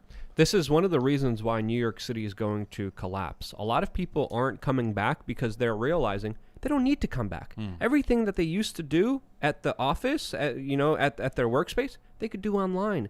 Businesses are realizing this. They're not even asking people to come back. And that's why a major swap of real estate in New York City is going to be redesigned to be apartment buildings rather than office buildings. Who's going to live there when there's no jobs? Yeah. Who? Well, it's funny because de Blasio's like, we're going to buy up these old buildings. Now they've been like, you destroyed the city. Yeah. And then he buys it up. It's like RoboCop. The evil, the That's evil the plot government. line. Yeah, watch the original RoboCop. It's extremely eye-opening. Yeah, but- and You're right. I- Who's going to want to live there? Yeah, I and don't I wanna am live there. always a proud New Yorker. I love Yeah. New York. I mean, I always consider New York home. You get this little swagger when my accent comes back when I go back to Queens, when I order pizza.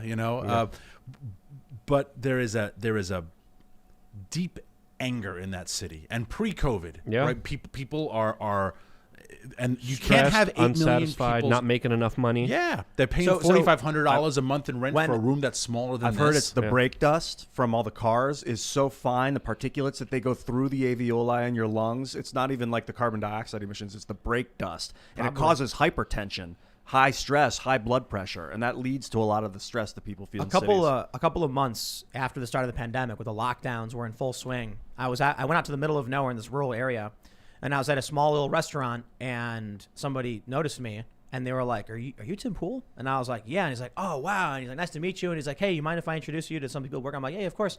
We started talking, and I was like, "So how are you guys holding up in the pandemic with all the lockdowns and stuff?" And they're like, "Oh, it hasn't affected us at all." And I was like, "No." Like, we were just hanging out, having a beer the other day, and like wondering what it must be like in these cities where your lives are destroyed. And he's like, "For us, nothing changed at all. The only difference was now they want you to wear a mask, I guess. But for the most part, nothing else changed. No, and it was funny for a while. Every weekend, different friends, from DC would say, "Hey, do you mind if we come out for the weekend and say hello?" And then finally, after like 2 months, Andrew was like, "Are we running a bed and breakfast? Like, what is going on?" Like every weekend we have these house guests, but I feel bad for them. They can't go outside. It's in lockdown mode. There's National Guard patrolling the streets, so it was like, yeah, we'll give you a little bit of refuge. I think if some of these city people got to taste the joy of responsibility in taking care of your animals and your family, they would be addicted to it instantly. There's a joy meaningful of seeing, meaningful work rather than just empty button pushing that they usually do in the city. and the joy of seeing your dog run without a leash. Yeah. is a pleasure. Like I took my dogs, to the city in the dog park and would play with the other dogs. But to see my dog doesn't really know what a leash is now, and I will not put him or her. I have 2 dogs on one again. To see them just run and play and get dirty, and my dogs are happy. Everyone's happy. I'm happy. There's people talk about they need purpose in their lives. Purpose doesn't need to be you becoming the king and taking over and leading your civilization to, conquest. It could be you living for someone other than yourself. And when you have animals to take care of that also help sustain you, chickens laying eggs, for instance, or if you're raising, cattle for meat or something, you have to take care of them because they're ultimately going to take care of you. That's your responsibility. You wake up in the morning and you've got some problem or some threat or some storm or whatever. You have purpose. If I don't do this, bad things will happen. I must take action. And that's lost for people in the city because it's almost like we beat the game. Humans have beat the game. You live in the city. What do these people do? Let's be real. There are people who live in New York who write articles about, Brad Pitt and they make $50,000 a year and complain. Yeah. And they hate their lives and they're like, we need a union because I don't get paid enough. It's like, dude, you realize that there are people who build things and do back-breaking manual labor making $15 an hour and you're getting double or triple what they get paid to write garbage articles? Yeah. These people have the cushiest do-nothing jobs on the planet. And that's one of the biggest problems is making this country fall apart. These media outlets have no idea half the time what to write about because, you got to write about news. I'll give you a really good example of what happens with video games. Normally, a video game comes out. We'll call it Ian's Quest. And, Ian is a noble knight with a sword and he's going to fight a dragon. And so they write an article. Ian's Quest is a new game that does X, Y, and Z. It's fun. Here are the controls, whatever. Then they write some guides to that. Okay, great. They wrote 10 articles when the game came out. The next day, there's no new game. What do? What do they write about? Well, what happened was they figured it out. Politics. Well, can we complain about the game for some reason? Oh, someone noticed that one of the dragons actually looks like he might be Sarah a misogynist. Yeah. So the game many is blue bigoted. pixels. All of a sudden now they start writing articles that were desperately trying to find anything to be.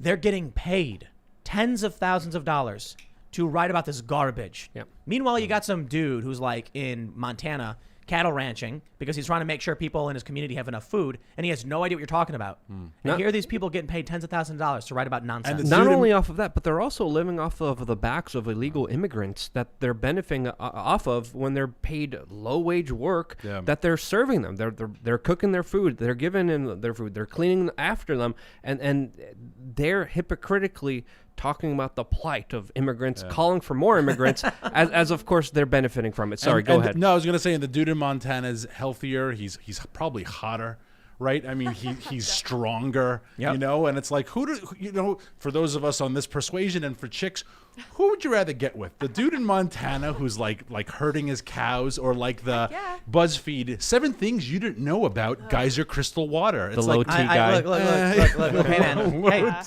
to each their own. To each their own. I guess there's a lot of women. You know the answer to that That's question. correct, yes. It's funny because, but I'll tell you this. The one thing that really angers the left is pointing out the issues that are affecting cities. Like, they really, really get mad at me. And so I've done several segments talking about women not finding relationships, not getting married, and complaining about it. And so there's been several studies, and it's been left-wing publications and right-wing publications. But the one thing that really drives them insane and makes them really want to come after me is when I point out these articles where it's like 30-year-old woman says, I can't get a boyfriend or something. And so they try to, it's just, they don't like that as a conversation. For some reason, that particular conversation really, really gets to them. I don't exactly know why it is. If you live in a city and you're a woman past 30 who's working, and you chose to do those things, I got no beef. More power to you, man. I'm all about the freedom. Congratulations. If you're now upset that you can't find a real relationship, well, I'm not ragging on you. I mean, I guess life is tough, But they write these articles, but that really, really strikes a chord. It really does. It just the one thing that really gets them mad. I don't. Maybe it's because it really is an issue. Maybe because they really don't like it. I don't know. It is weird that when you look at the city and there are millions of people who are alone and lonely, and you interact with thousands of them every week. but the relationships are getting worse, right? The marriage rates are plummeting, the divorce rates are skyrocketing. So how are all these people, especially a city like DC where I lived for 17 years, how do all these people who are between 24 and 34 and single not find love? I think it's the internet, to be honest. Probably. You know, it's changed the way we used to communicate. We used to discover people. We used to bump into each other and then find common bonds.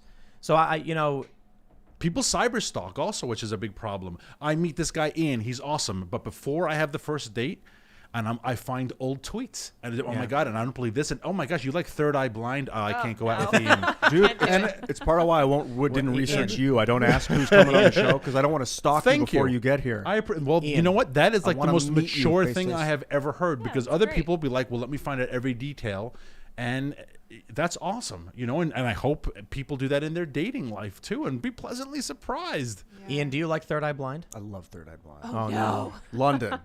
Play London by Third Eye Blind. No. Oh, I think I Great almost tried song. to. No, I didn't say that. No, they're all right. I don't know. Is that I bad? love- Is Third Eye Blind band or something bad or something? The guy was No, heavily just- into heroin when he wrote that first album. I don't Oh, know yeah. why it was Was the that one first one song? that popped into my head. It's too funny. Semi-Charmed Life. Yeah, It's yeah, about coming down from That's heroin, the I one. believe. Wow, crazy. Makes sense. So here's what I want to point out. Going back to the conversation about energy and all that, I have this article from almost 2 years ago now. Oh, yeah. It's from Yahoo News. Actually, it's from the National Review. AOC's chief of staff admits the Green New Deal is not about climate change. Yeah. This is important context. I know it's an old story, but considering the conversation happening around Texas right now, so for those of you that are watching, if you get someone who says, see, AOC says this is why we need a Green New Deal. Okay, all right. That's the argument. Show them this clip. Here's what we have. Saikat Chakrabarti, AOC's former chief of staff, said that addressing climate change was not Ocasio-Cortez's top priority in proposing the Green New Deal during a meeting with Washington Governor Jay Inslee. Quote, the interesting thing about the Green New Deal is it wasn't originally a climate thing at all. This is what Chakrabarti said to Inslee's climate director, Sam Ricketts. He said, do you guys think of it as a climate thing? Because we really think of it as a how do you change the entire economy thing. The Green New Deal proposed earlier this year by Ocasio-Cortez and Senator Ed Markey would transition the U.S. economy entirely away from fossil fuels within 10 years, while simultaneously providing a federal jobs and healthcare guarantee. It would also, according to its proponents, advance social, economic, racial, regional, and gender-based justice and equality in cooperative and public ownership. All told, the proposal will cost up to $93 trillion in new government spending over 10 years. Yada, yada. We get it. Okay. To put it simply, let me ask you a question. A rhetorical question. I'll just reframe it, actually. If someone came to me and said, do you think we should allocate taxpayer funds towards investing in new energy technologies in an effort to offset carbon emissions? I would say yes. If someone says, so all of a sudden you say yes, they say, boom, you support the Green New Deal. Okay, all right, sounds good to me. And that's what they asked people. What they did not ask them was the actual contents of the Green New Deal. Do you support the largest transfer of power to the government, economic power and economic control to the government, in order to ensure racial and gender-based equity and guaranteed housing and healthcare? That has nothing to do with the environment. Yeah. That's going to dramatically drop the amount of people who agree with that. And One last point. Chakrabarti said it was about changing the economy. It's a new deal with green just jammed in there to use environmentalism as a manipulation. Because when I read that bill, I was looking for a legitimate resolution that said, we're going to allocate X amount of funds towards fusion. We're going to allocate X amount of funds towards nuclear development, which I knew they would never do. And we're going to allocate X amount of funds towards carbon capture. And I'd be like, let's technology. It's awesome, man. Let's fund technology. They didn't. They said, we're going to guarantee healthcare to people of color. And I'm like, okay. How about the line, we're going to guarantee income for those unwilling to work? You They must have they- read that and said, wow. And they had to remove that in panic and then try and deny it. Just imagine the stupidity of someone who says we are going to get off fossil fuels in 10 years. Someone who says that just literally doesn't know how the world works. Right. It just doesn't Anytime understand you say, how the like, world would works. you support this outcome? That's moronic. Like, would you support Daniel winning the race? Yeah, sure. Well, in that case, let me take any means necessary to make it happen. Thank you. That's basically the Green New Deal. So they kill the three of them, and then I win. yeah, well, then Yeah. you automatically you will There win. you go. So Boom. Daniel, Look around the room. Is there anything in this room that was created without fossil fuels? It's not possible. Or if it doesn't contain a fossil fuel, it was only created at a price point that you could afford to put it in this room because fossil fuel made it, right? So- the wood that was milled, you could afford to buy because it was, the trees were harvested, they were transported, they were cut, they were brought to your Home Depot, all at a price point you could afford. And that's what's beautiful about the free market system. It takes the most amount of goods and lowers it to the lowest cost imaginable. And just on a quick little note, right? Not to be political, but the last 4 years, Trump is an oil guy. He supports big oil. Boy, for a guy who supports big oil prices were pretty damn low, right? The oil companies want to make profit off of volume. Oil was even before COVID, oil prices were low because they were producing more of it. The industry, the free market, wants to produce more things at a lower price point because more people can buy it. So let's talk about price point. And that's good. There's this story from way back when. One man's nearly impossible quest to make a toaster from scratch. Yeah. Years ago. Now, what does it mean from scratch? I'm not talking about, and they mentioned this in the article, a guy going to Radio Shack or Home Depot, whatever, as you buy components, saying, I need some wire, I need some metal. No. He literally wanted to make every single part of it, the springs, everything from the ground up. Guess what? He could not do it. The one thing he couldn't do was plastic. I watched this video on it. He couldn't do plastic, so he ended up mining the plastic. He went and found some and then melted it down. And all in all, the toaster worked for, I think, about 20 seconds before it broke. Huh. Toasters cost what, $10? Yeah. Yeah. For the average person working at McDonald's, takes about an hour. Well, after taxes, about an hour and a half, 2 hours. And then you get a toaster this guy could not make. The fact that we have this massive industry, all of it, 190-something% fueled by fossil fuels, means that you can have these things people cannot make on their own. Yeah. Not only so the interesting thing about it was plastics. So he couldn't make it if he wanted to. He could do the metal, he could do everything else, but he couldn't actually make the plastic, which is funny because, fossil fuel based for the most part, petrochemicals and things like that. Think about you brought this up before the show, ham sandwiches. Yeah. You want to tell the ham sandwich story? Yeah, it was similar to that, and I have to find, I don't remember where I read it, but it was a guy who I forget where it was, a guy who wanted to make a ham sandwich. Same idea though. Every component he wanted to make. He wanted to grow the wheat to make the bread. He wanted to grow the pig to make the ham. It took him years, and it cost him, I think the price point was like $1,000, where he laughed and said, I can go to the store and buy this ham sandwich for $4, or I could make it on my own, and it's $1,000 and years to make it happen. Again, the beauty of the free market. I recently made, with some friends from scratch, some General Tso's chicken. Oh. And I was looking at the ingredients and I was like, the amount of things that had to be pulled together to make this would have been like like the Manhattan Project. Yeah. Like 2,000 years ago, if you gave them that recipe, they'd be like, what? Yeah. We have to get all of these things to make this? That's not possible. And what amazes me about the AOCs of the world, of the haughtiness sometimes of our elite, is the average person in America right now, the average person has the greatest quality of life in the history of mankind. You find people who don't make an awful lot of money who will say things like, oh, I really like craft beer and I like to get my craft beer from this place. A generation ago, we all drank, our parents, my parents, your grandparents, they drank Schlitz, right? Because that's what was available. And now it's like, ragging on Schlitz? No, I'm just saying there were 4 or 5 brands and that was it. And now we find people who because we have created such prosperity, and that comes from an abundance of energy. To go back to the very first question, why is there a food shortage in Texas? There's an energy shortage. Where is there the most poverty in the world where there's no energy? Sub-Saharan Africa, Southeast Asia. Where is there the most pollution and despair and the worst quality of life? The same countries. Energy gives us prosperity. It gives us and if Americans are willing to compromise their quality of life for the environment, then I'm not going to stop them from doing it. But they need to know that is what is on the line. And to say we're going to have a Green New Deal, but we're going to continue with all of this is just a lie. There's a balance, because I went to South America, to Iquitos in northeast Peru, which is like the last big city before you get into the jungle. And Honda basically got their tentacles in Iquitos and started selling them these tuk-tuks, these like 3-wheel cars, and basically brand them all Honda. And they use like gas engines, all of them. So there's like thousands, tens and hundreds of thousands of these just pouring black smoke into the air. It smells disgusting. It's also considered the dirtiest city on the planet. That's because it's just all running off gas with no carbon capture taken into consideration. So we need to learn how to reuse it.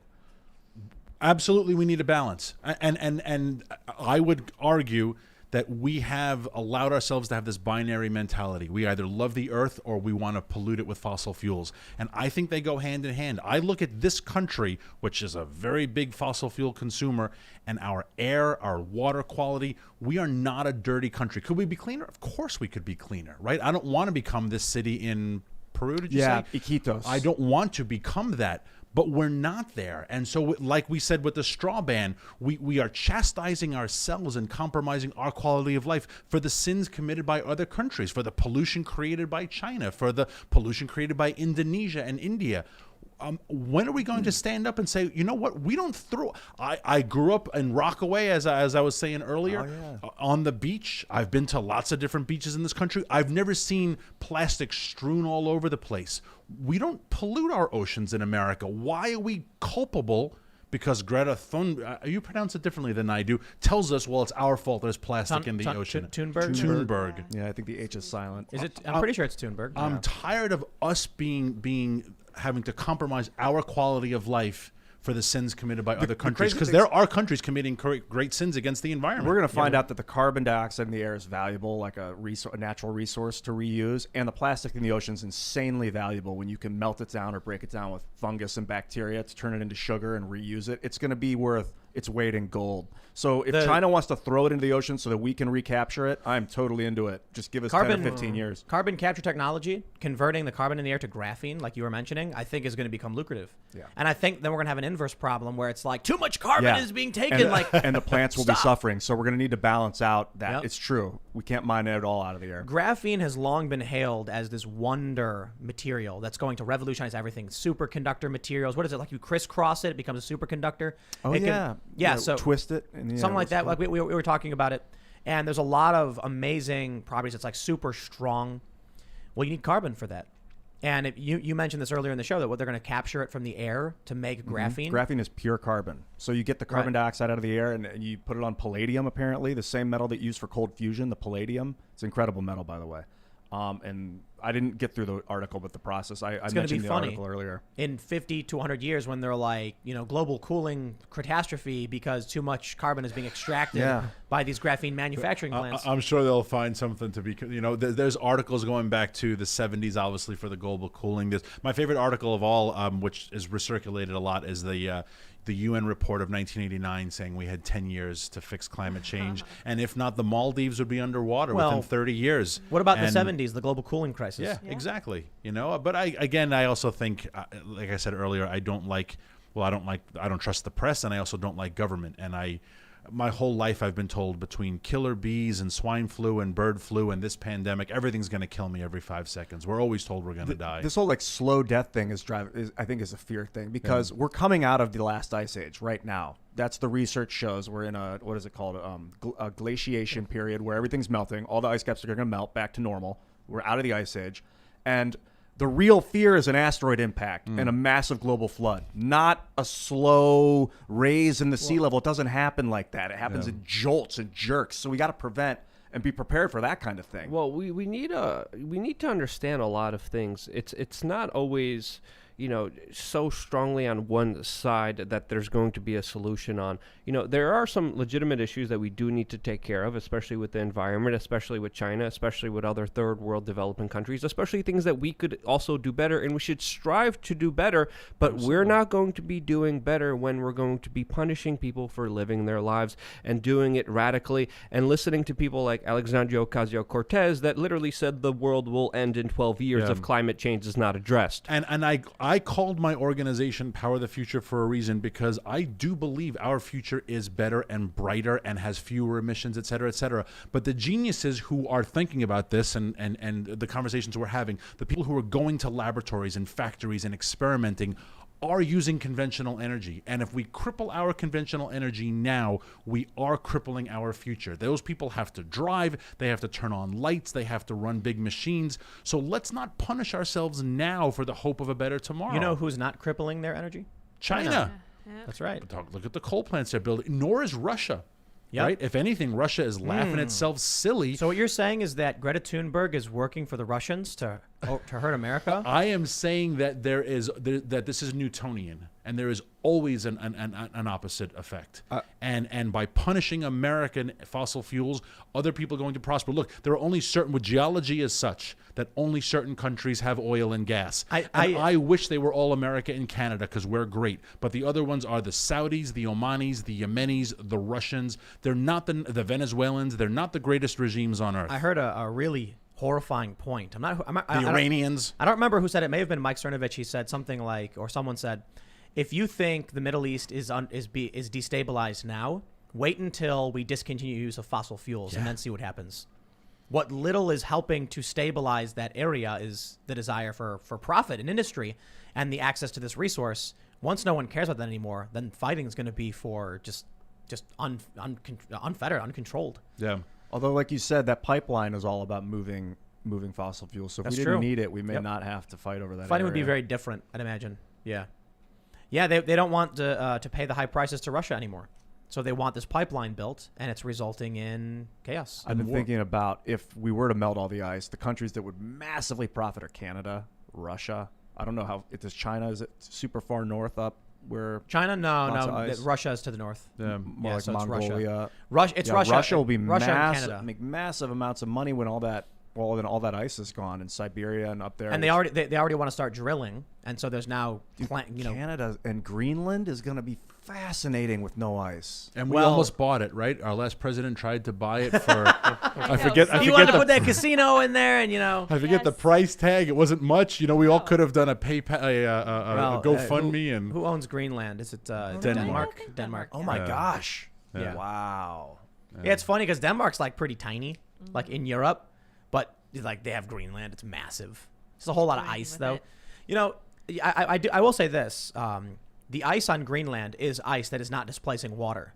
So they say when that melts, it will change the salinity levels, the flow, and potentially the water, the ocean levels themselves. Yeah, it But melts on the inside, and then it breaks and floods and causes like a dead zone of lack of salt water, all this fresh water. in Well, the my ocean. question is like, why are these ultra elites buying beachfront properties?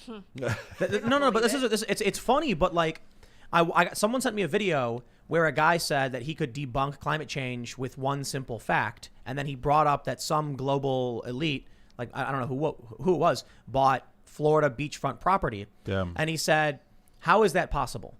That you have these people saying all this is going to happen, and they just made a 30-year investment on waterfront property. He said, there's another video someone sent me where a guy talks about how if this was true, no bank would issue a loan to anyone buying or building on beachfronts.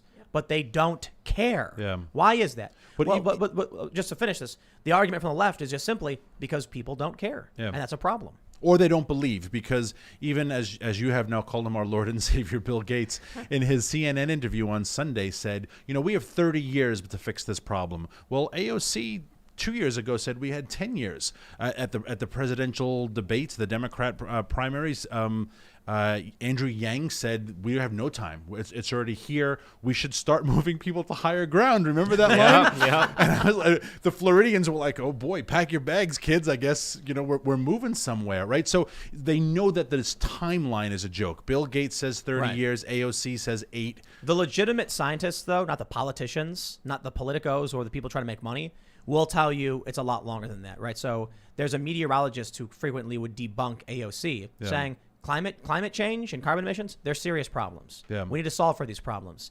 10 years, that's not true. Yeah. These people are just, trying to push you and scare you. And what's going to happen in, say, it's 50 years? Are we going to be as warm as we were in the 1640s when England had very prosperous vineyards, right? We're going to be warmer.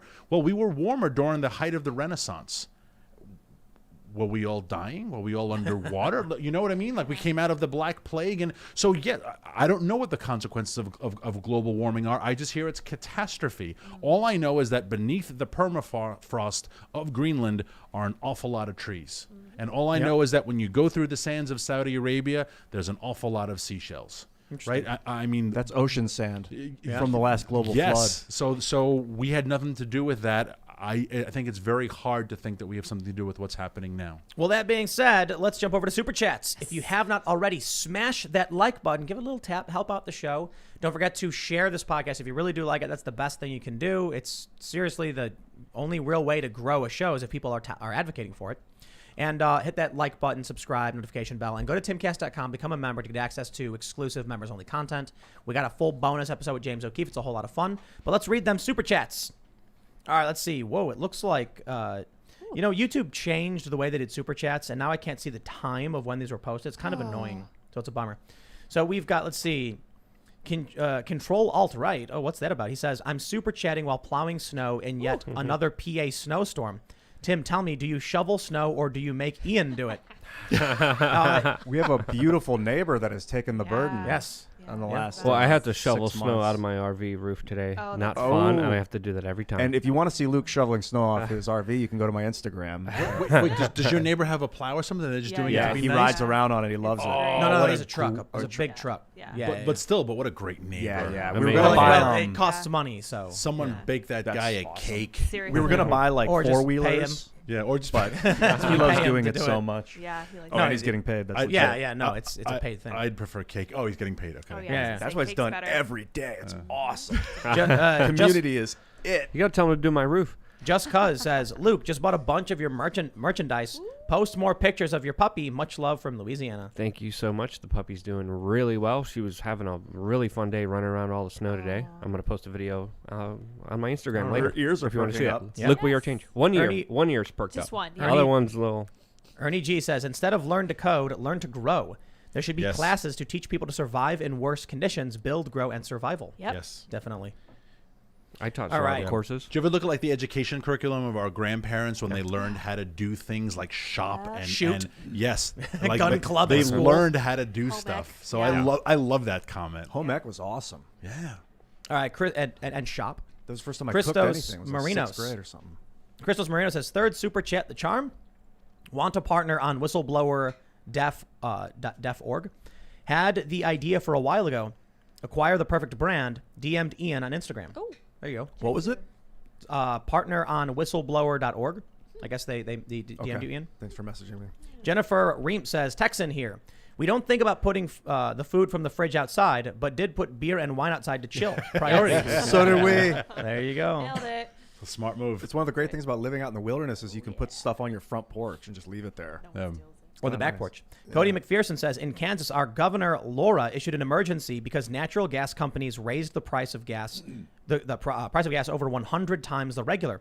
My small town I live in had a bill of $10 million for only 6 days. Typical bill is $1.6 million for an entire year. Wow. That's crazy. Justin Bookman says, the reaction to Limbaugh reminds me when Total Biscuit died. Those games journalists were disgusting.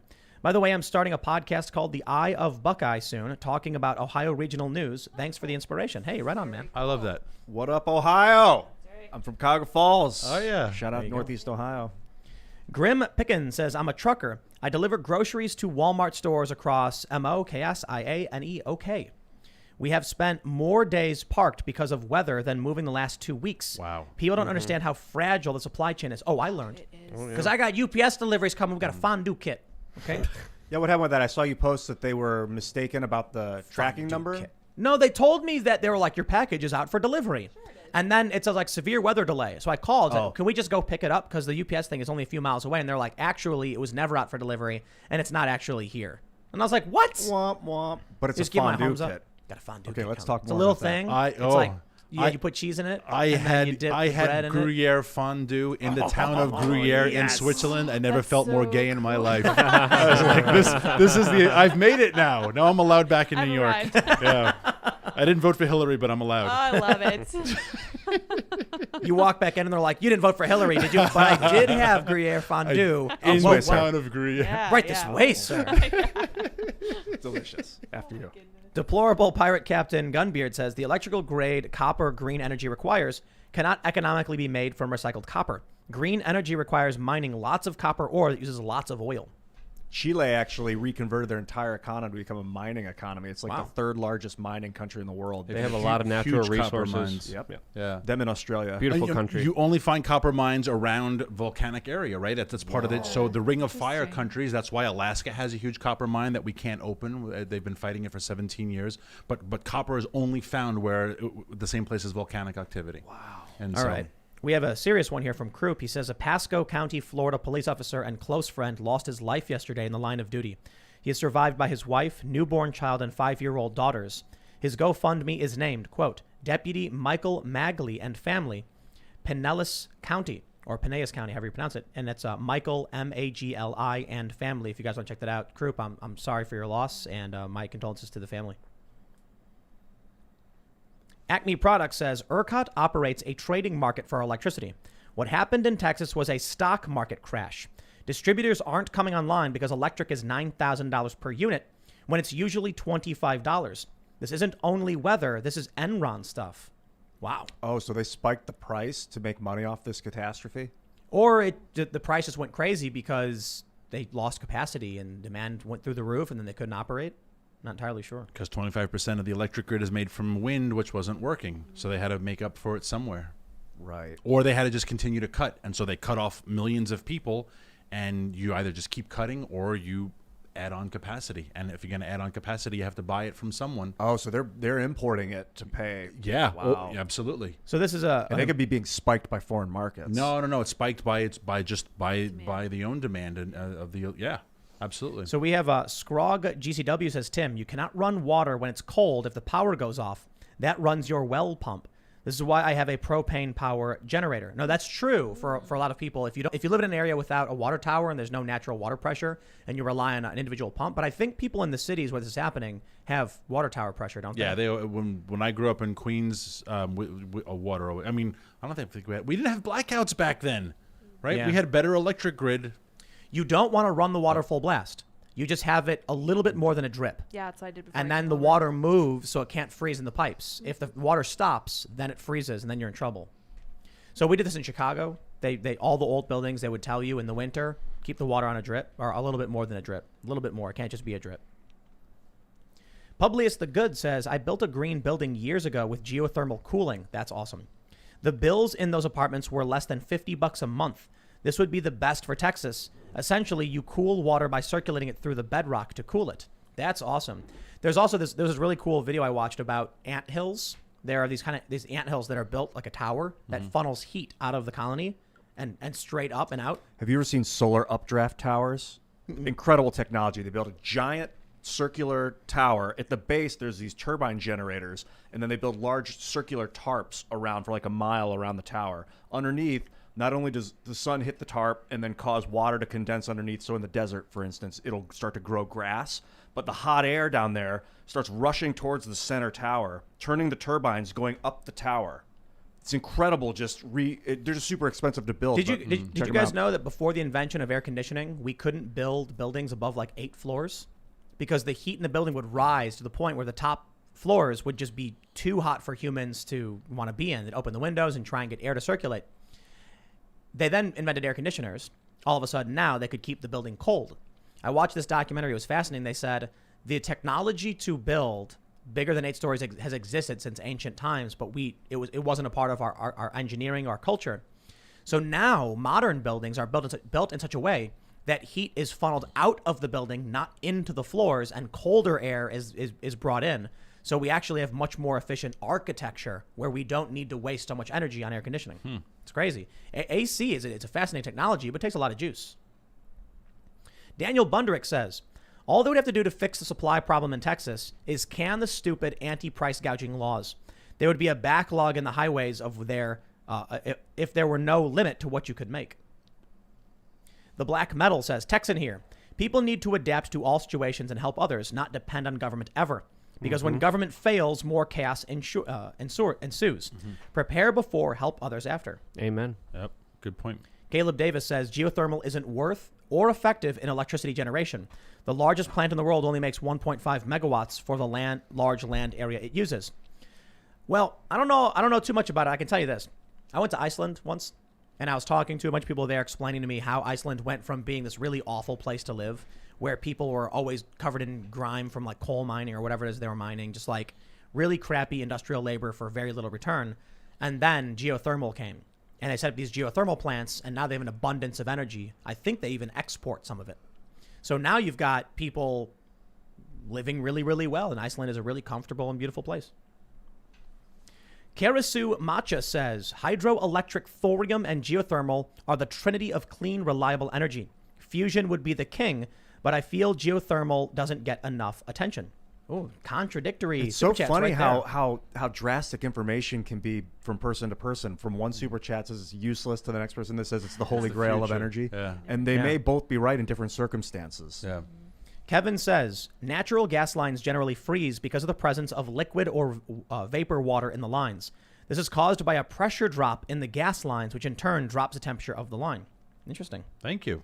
Answered our question. Yeah. Oh, yeah. Okay. Hydro says, Luke, go learn something from Thomas Sowell. You don't even understand economics, but hate the rich. I don't hate the rich. I like Thomas Sowell. He's awesome. I follow him, and I retweet a lot of his memes, and not all problems are because of rich people. It's a small club of rich people that really do create a lot of bad problems. But yeah, if you're doing well for yourself and you're an entrepreneur, more to you, and we need more of that. All right, we got some hate. You ready? Oh, boy. I'm used Michael to it. Cook says, calling yourself an expert with only 5 years in the field is evident of a lack of self-awareness. Yeah. I'm a 22-year-old uni dropout, and I am more of an expert than this guy. Similar blackout happened in South Australia 2016. Yeah, and you know what they did as a result? They got rid of Malcolm Turnbull, who was the prime minister, because the people of Melbourne said, remember, I'm engaged to an Aussie, the people of Victoria and Melbourne said, this isn't the third world. Why we have blackouts? Because the previous prime minister said, we're going to start going green. So that was the consequence. Maybe Texas will make the same decision. What did you do? So you spent the last 5 years working in energy? No, working in energy advocacy, and I had to become an expert to do this job well. What did you do before that leading up to it? I've always been an advocate for different issues. You know, Oh. I've always been. I've lived, like I said, I lived in D.C. for a long, long time. Never ran for office or anything, but I've always wanted to fight for the underdog. All right, we So got... I've done it for multiple. I did it for free speech. I did it for religious liberties. Oh, very cool. I've done it for lots of different causes, but this one I started on my own because there was a need for it. We have So- this. We have a comment, super chat from Tyler Chain. He says, look into liquid fuel thorium reactors. The U.S. built a prototype in the 50s with none of the waste, meltdown, or security issues as conventional reactors. It worked perfectly, and they never built another. Also check out, what is it, Flibe Energy? Have you heard of that? Flibe? Flibe? How you I don't know spell what it? that is. F-L-I-B-E? No idea. Interesting. I'm afraid to Google things that I don't recognize. Right, either, right. 'cause- It could be a trick. Now we're going to get all these lefties being like, Tim Pool Yeah. actually said it. It's a fly by Yeah. hair. Yeah, right. J Max says freedom is paramount.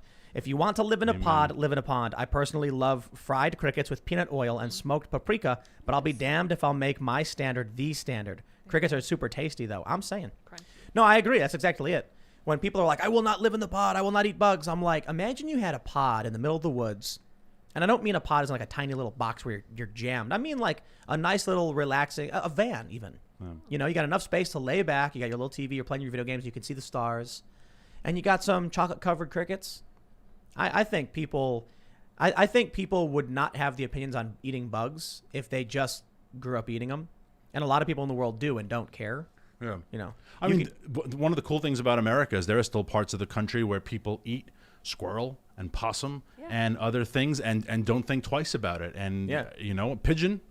So you know what I always confused me is Fear Factor. You guys ever watch Fear Factor? Love that show. The old When- ones you were know- gross. Yeah, but like they'd be like they would do the eating something challenge, and they'd be like, "We're gonna make you eat Horse sperm. food." That's a Dude, I love that show. No, but this is the point. They would tell people the fear challenge was they were going to make you eat some animal part, and I'm like, but that's just food. exactly. I've had a Different bunch of weird. I've country, had yeah. there was a like cow tongue. You ever eat cow tongue? It's pretty common. I like tongue. Now, Fear Factor did get canceled because I think it was bull emissions. Yeah, Where that's they what were, Joe was like, saying. and some dude chugged it. He's like, "I'm winning," and he just chugged it. He knew that was when the show went too far. And he Joe was barfed. saying he was like, Yeah, "Take it." yeah. I knew that. Dude, I love that show. That was my introduction to Joe Rogan. I loved it so much because you'd see people in fear, like literally in panic, and he would inspire them and help them overcome their fears. And it was like he was just some dude, like some jabroni from the Bronx or wherever he's. I don't know where he's Boston. from. Boston. But he was so like loving to these people in their weakest moments that I had so much respect for that guy. Yeah. I liked it when it was fear. Like, you have to put your hand in here. I'm not telling you what it is. When it was just gross out factor. Yeah. Right. But when it was genuinely like, I'm not going to tell you what I'm going to put on you, but we are going to put an animal Or on like you. jump from a moving vehicle to another moving vehicle. You're not going gonna to You get can hurt. do it. And he's like, you can. And he was really give them like inspiration. Man, that was such It's a just good. like they're gonna make you eat something. You're not gonna get hurt. You know what I mean? They're gonna put your hand in something, an animal on you. You're not gonna get hurt. All right, we got this big one from Geraldo Oliveras. Thanks for the super chat. From Texas, came to the ranch because it had power. City Texans seem not to be prepared, self-reliant. Work in ONG with many between us and wind. They prefer wind because it's heavily subsidized. There was a power dispatch issue. Wind isn't scalable. We're not against wind, but realize its issues and resources. Nuclear is the future. You're here, sir. Thank you for the super chat. You just need batteries, man, because sometimes it's super windy, and you would charge the hell out of those batteries, and then because the wind doesn't always blow, and the sun doesn't always shine. And as he said, no one's opposed to it, but you have to realize it has limitations.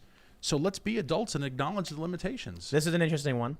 Denny Stevenson says, quote, "A theory of natural philosophy written in 1763 by Joseph Boscovich was Nikola Tesla's favorite book. It explains the aether in detail. We need to go back to aether technology, i.e. Tesla Tower. Watch Adapt 2030 latest vid." Well, I don't know anything about that, but I love those kind of conversations about like lost technologies or like new mysterious, forms of energy and stuff. And Tesla is always a fun subject. Yeah, tapping the Earth's magnetic field would be interesting. The energy generated by the core spinning, the core of the Earth. God Emperor says, Tim, they do not want people becoming self-sufficient. They want us in the cities and being controlled. They are just not very good at anything. That's actually a really good point. Yeah, pretty much. Yeah. I think that's true. Don't want you stuck. Lori from Arizona says, truck drivers far outnumber the members of Congress. We could do far more damage to this country in a much shorter time than any person in Congress. I wish all 2 million would agree to stop until the BS in this country ends. I am one myself. MAGA. Yeah, people don't realize the power they have. You could literally be like, I will not buy from this store anymore. And that's it. Yeah. There's the change. Until Boycott's self-driving trucks replace them, which is happening very soon. Yep. Ethan Wiley says, the wind industry doesn't employ people that thump you with the Green Deal crap. We are majority diesel truck, money, and USA-loving Americans. We don't see many soy boys out here. Can't handle 70-hour weeks would be my guess. I mean, I absolutely assume that. The people who are building infrastructure, I don't care if it's wind or otherwise, not going to be frail little soy boy. That's the funny thing about these people. They're not the ones doing the work, but they claim to be the proletariat. Yeah. It's like these college-educated kids coming out saying that they're the working class. Like, dude, you're not. You're writing about Brad Pitt's junk for BuzzFeed. You know what I mean? I did a little study on FLIBE, that technology they called it earlier. It's lithium fluoride beryllium. So I the see. fluoride lithium beryllium, FLIBE, and it's served in making molten salt reactors. It really looks like interesting. thorium might end up becoming the holy it's been people have been talking about for like 15 years, and I think it's just going over people's heads. So no one's really seized this element, but it sounds incredible if you can melt salt and store heat with it. Andre Lopez says, this is why I want to buy some land, buy a tiny home trailer for $65K and just live happily with my GF. I just watched a video of some dude who made a concrete dome, and it was like $5,000 for this dome. It's not particularly big, but it's big enough. And it was amazing. It took him like only took him like a day. It uses inflatable. Yep. And then you put mesh over it, and then you spray it with concrete. Then you put wiring, concrete. Boom. Then you got to put in the insulation and make it look pretty. And that guy is happier in his home than any of these effete liberals in the city are in their palaces. But van life has become extremely popular. Yeah. A lot of young people are like, dude, living in a van by the beach is way more fun than living in a concrete cubicle in New York City that smells like sour milk. This channel was originally called The Van Chan. Day one. What channel? This Timcast IRL. The first episode was the Van. But this wasn't the video. Van channel. Yeah, you called it. Well, you mentioned you were like, I think I built the Van Chan, dude. No. This was Timcast IRL was supposed to be a general vlog. It was the first video was you like pimping out your van, like showing everyone your van. But the channel wasn't about the van. Oh, I thought this was the Van Chan. No, I built a van and I was like, I'm gonna do a van video and It's show just so everybody fun. my van. And Like it got like van 100 life. and some thousand views Yeah. overnight. Like everybody was like, the van. But then I was like, lockdown, what are we gonna do? It's really hard to do a vlog, so it became more of a show. Here we are, almost 1 million subscribers. We are really close to 1 million, so if you haven't subscribed, make sure you subscribe and tell your friends subscribe because we are seriously close to breaking 1 million. Yes. And then I'm gonna love it when Google is forced to give me another gold medal or whatever award. Melissa K says, I love hearing you talk about self-sufficiency and rural living. Should check out Rooted, new docuseries from Justin Rhodes, amazing homesteading resource. Interesting. Matthew Maddox says, peafowl is old world turkey. Use them for meat. So you mentioned the peacocks. Yeah, I mean, I guess when they can no longer lay, I guess you could stew it. It'll be tough and gamey. But right now we're using them for the eggs, so I don't want to kill my hens. When I lived in Miami, there was a one farm I guess that had peacocks, and they just had they didn't care. They were walking around on the roads doing whatever, and it was like you just slow down, wait for them to pass, and sometimes they'd scream at you and run at you, and I'm like, Great. Don't you gotta close your fence or something? They didn't care. Yeah. The people who live there, their chickens walking all over the place, just doing whatever they want. That's the crazy thing to me. I'm like, aren't they gonna get killed? And like, roosters protect them. I'm like, really? Like coyote won't fight the rooster? Like, no, they don't want to get into a fight. Roosters are there. The chickens are good. I'm like, oh, okay. Oh, crazy. I guess. I don't know. Or I suppose you still need something to deal with, wild animals. But I guess people usually get dogs for. Well, that's what my dogs. Yeah, we'll keep out the wild animals. Yeah. The other day there was a fox on the other side of the fence that was teasing it, and so for fun I threw the dog on the other side of the fence to chase the fox. And I would never kill the fox because foxes are beautiful, and it really, they are. That's where again. Living in the country, you learn the expression "clever like a fox" is a real thing. They are smart little animals. They are crafty, and they like to tease dogs when they know a dog is behind a fence. And it was pretty funny to see the fox turn tail. Are they canine or feline, or are they one or the other? Or do they have their own Foxes? Yeah. They're probably canine. They're not cats. They're probably. If they're They're either, that family, are they either or are they just know. a I'm whole gonna look different it up. breed? But they're not. I don't think they're feline. Mr. Ruckus says, $5 to hear Lydia say, hi, Dave Ruckus, please. Hi, Dave Ruckus. Thank you for your $5. We really appreciate it. Yu go. Juwan says, hello, Tim. This is your follower from South Korea. I wonder, when did you visit Korea before? South Korea is now politically deeply divided, and you should look into how China penetrates into Korea now. Sad face. Luke and I were both there. Yeah, It I was forgot so when. awesome. It was we went to fun. the hostel. We were at a hostel. Yeah, That that's was where cool. I preferred to stay. Yeah, Hostels Tim's like, are where we're fun. staying. I'm like, we got to go to a hostel, and it's a great way to meet people and explore and find like-minded individuals who have this kind of energy for adventure. Remember we got that crazy spicy thing at that restaurant or whatever? Yeah. There's a lot of that. We And, went there. On the, when we sat down in a restaurant in South Korea, everything's I'm like, what? I'm like, just give me anything.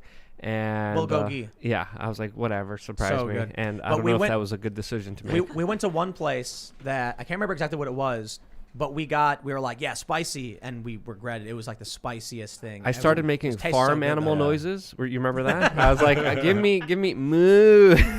I was like, I don't mean to be rude, but like, there's a language barrier, which A is, little bit. hey, I have no language barrier. I have sign language and noises Animal that noises. make sure I could communicate with everyone. I It's a big confirmed skill I learned. Foxes are canines, Yes. also called canids, as well as wolves and Vulpine. jackals. There Part of we the go. dog family. And Luke, you should get one. Brian Omar says pigeon soup is really good. In Oh. Puerto Rico, we say it can resuscitate the dead. Oh boy. What was the pigeon that we drove to extinction? Do you know what I'm talking about? Passenger pigeon. Passenger pigeons? Yeah. Yeah, because there were so Sure. many of them I think so. that people in America would just like throw in a net, catch them all, and then eat them, and then eventually they're all gone. Oh, Yep. Good job, everyone. Wiped them out. nice job. All right, we'll just do a couple more here. Bell's Nickel says, Tim, for wells and circulate water for geothermal or a pit with tubing will lower your heating and cooling by half. Yeah, that's amazing. Geothermal technology for home heating and cooling. That's cool stuff. You run basically you have like an outer layer of your house with glass walls, and then so you run the water underneath. The air cools, but then the sunlight heats it, so it rises and then pushes the air. Have in you like guys a circular pattern? Have you guys seen the new solar capture technology where it's this chemical that's a closed system that can catch and release solar energy? So it's a liquid that when sunlight hits it, it like essentially absorbs some of those photons, like whatever, however it works, I'm not entirely sure. And like the liquid changes color, and then they can use an electrical current to release that energy, like a light current or whatever will release a ton of that energy out, and in the form of heat.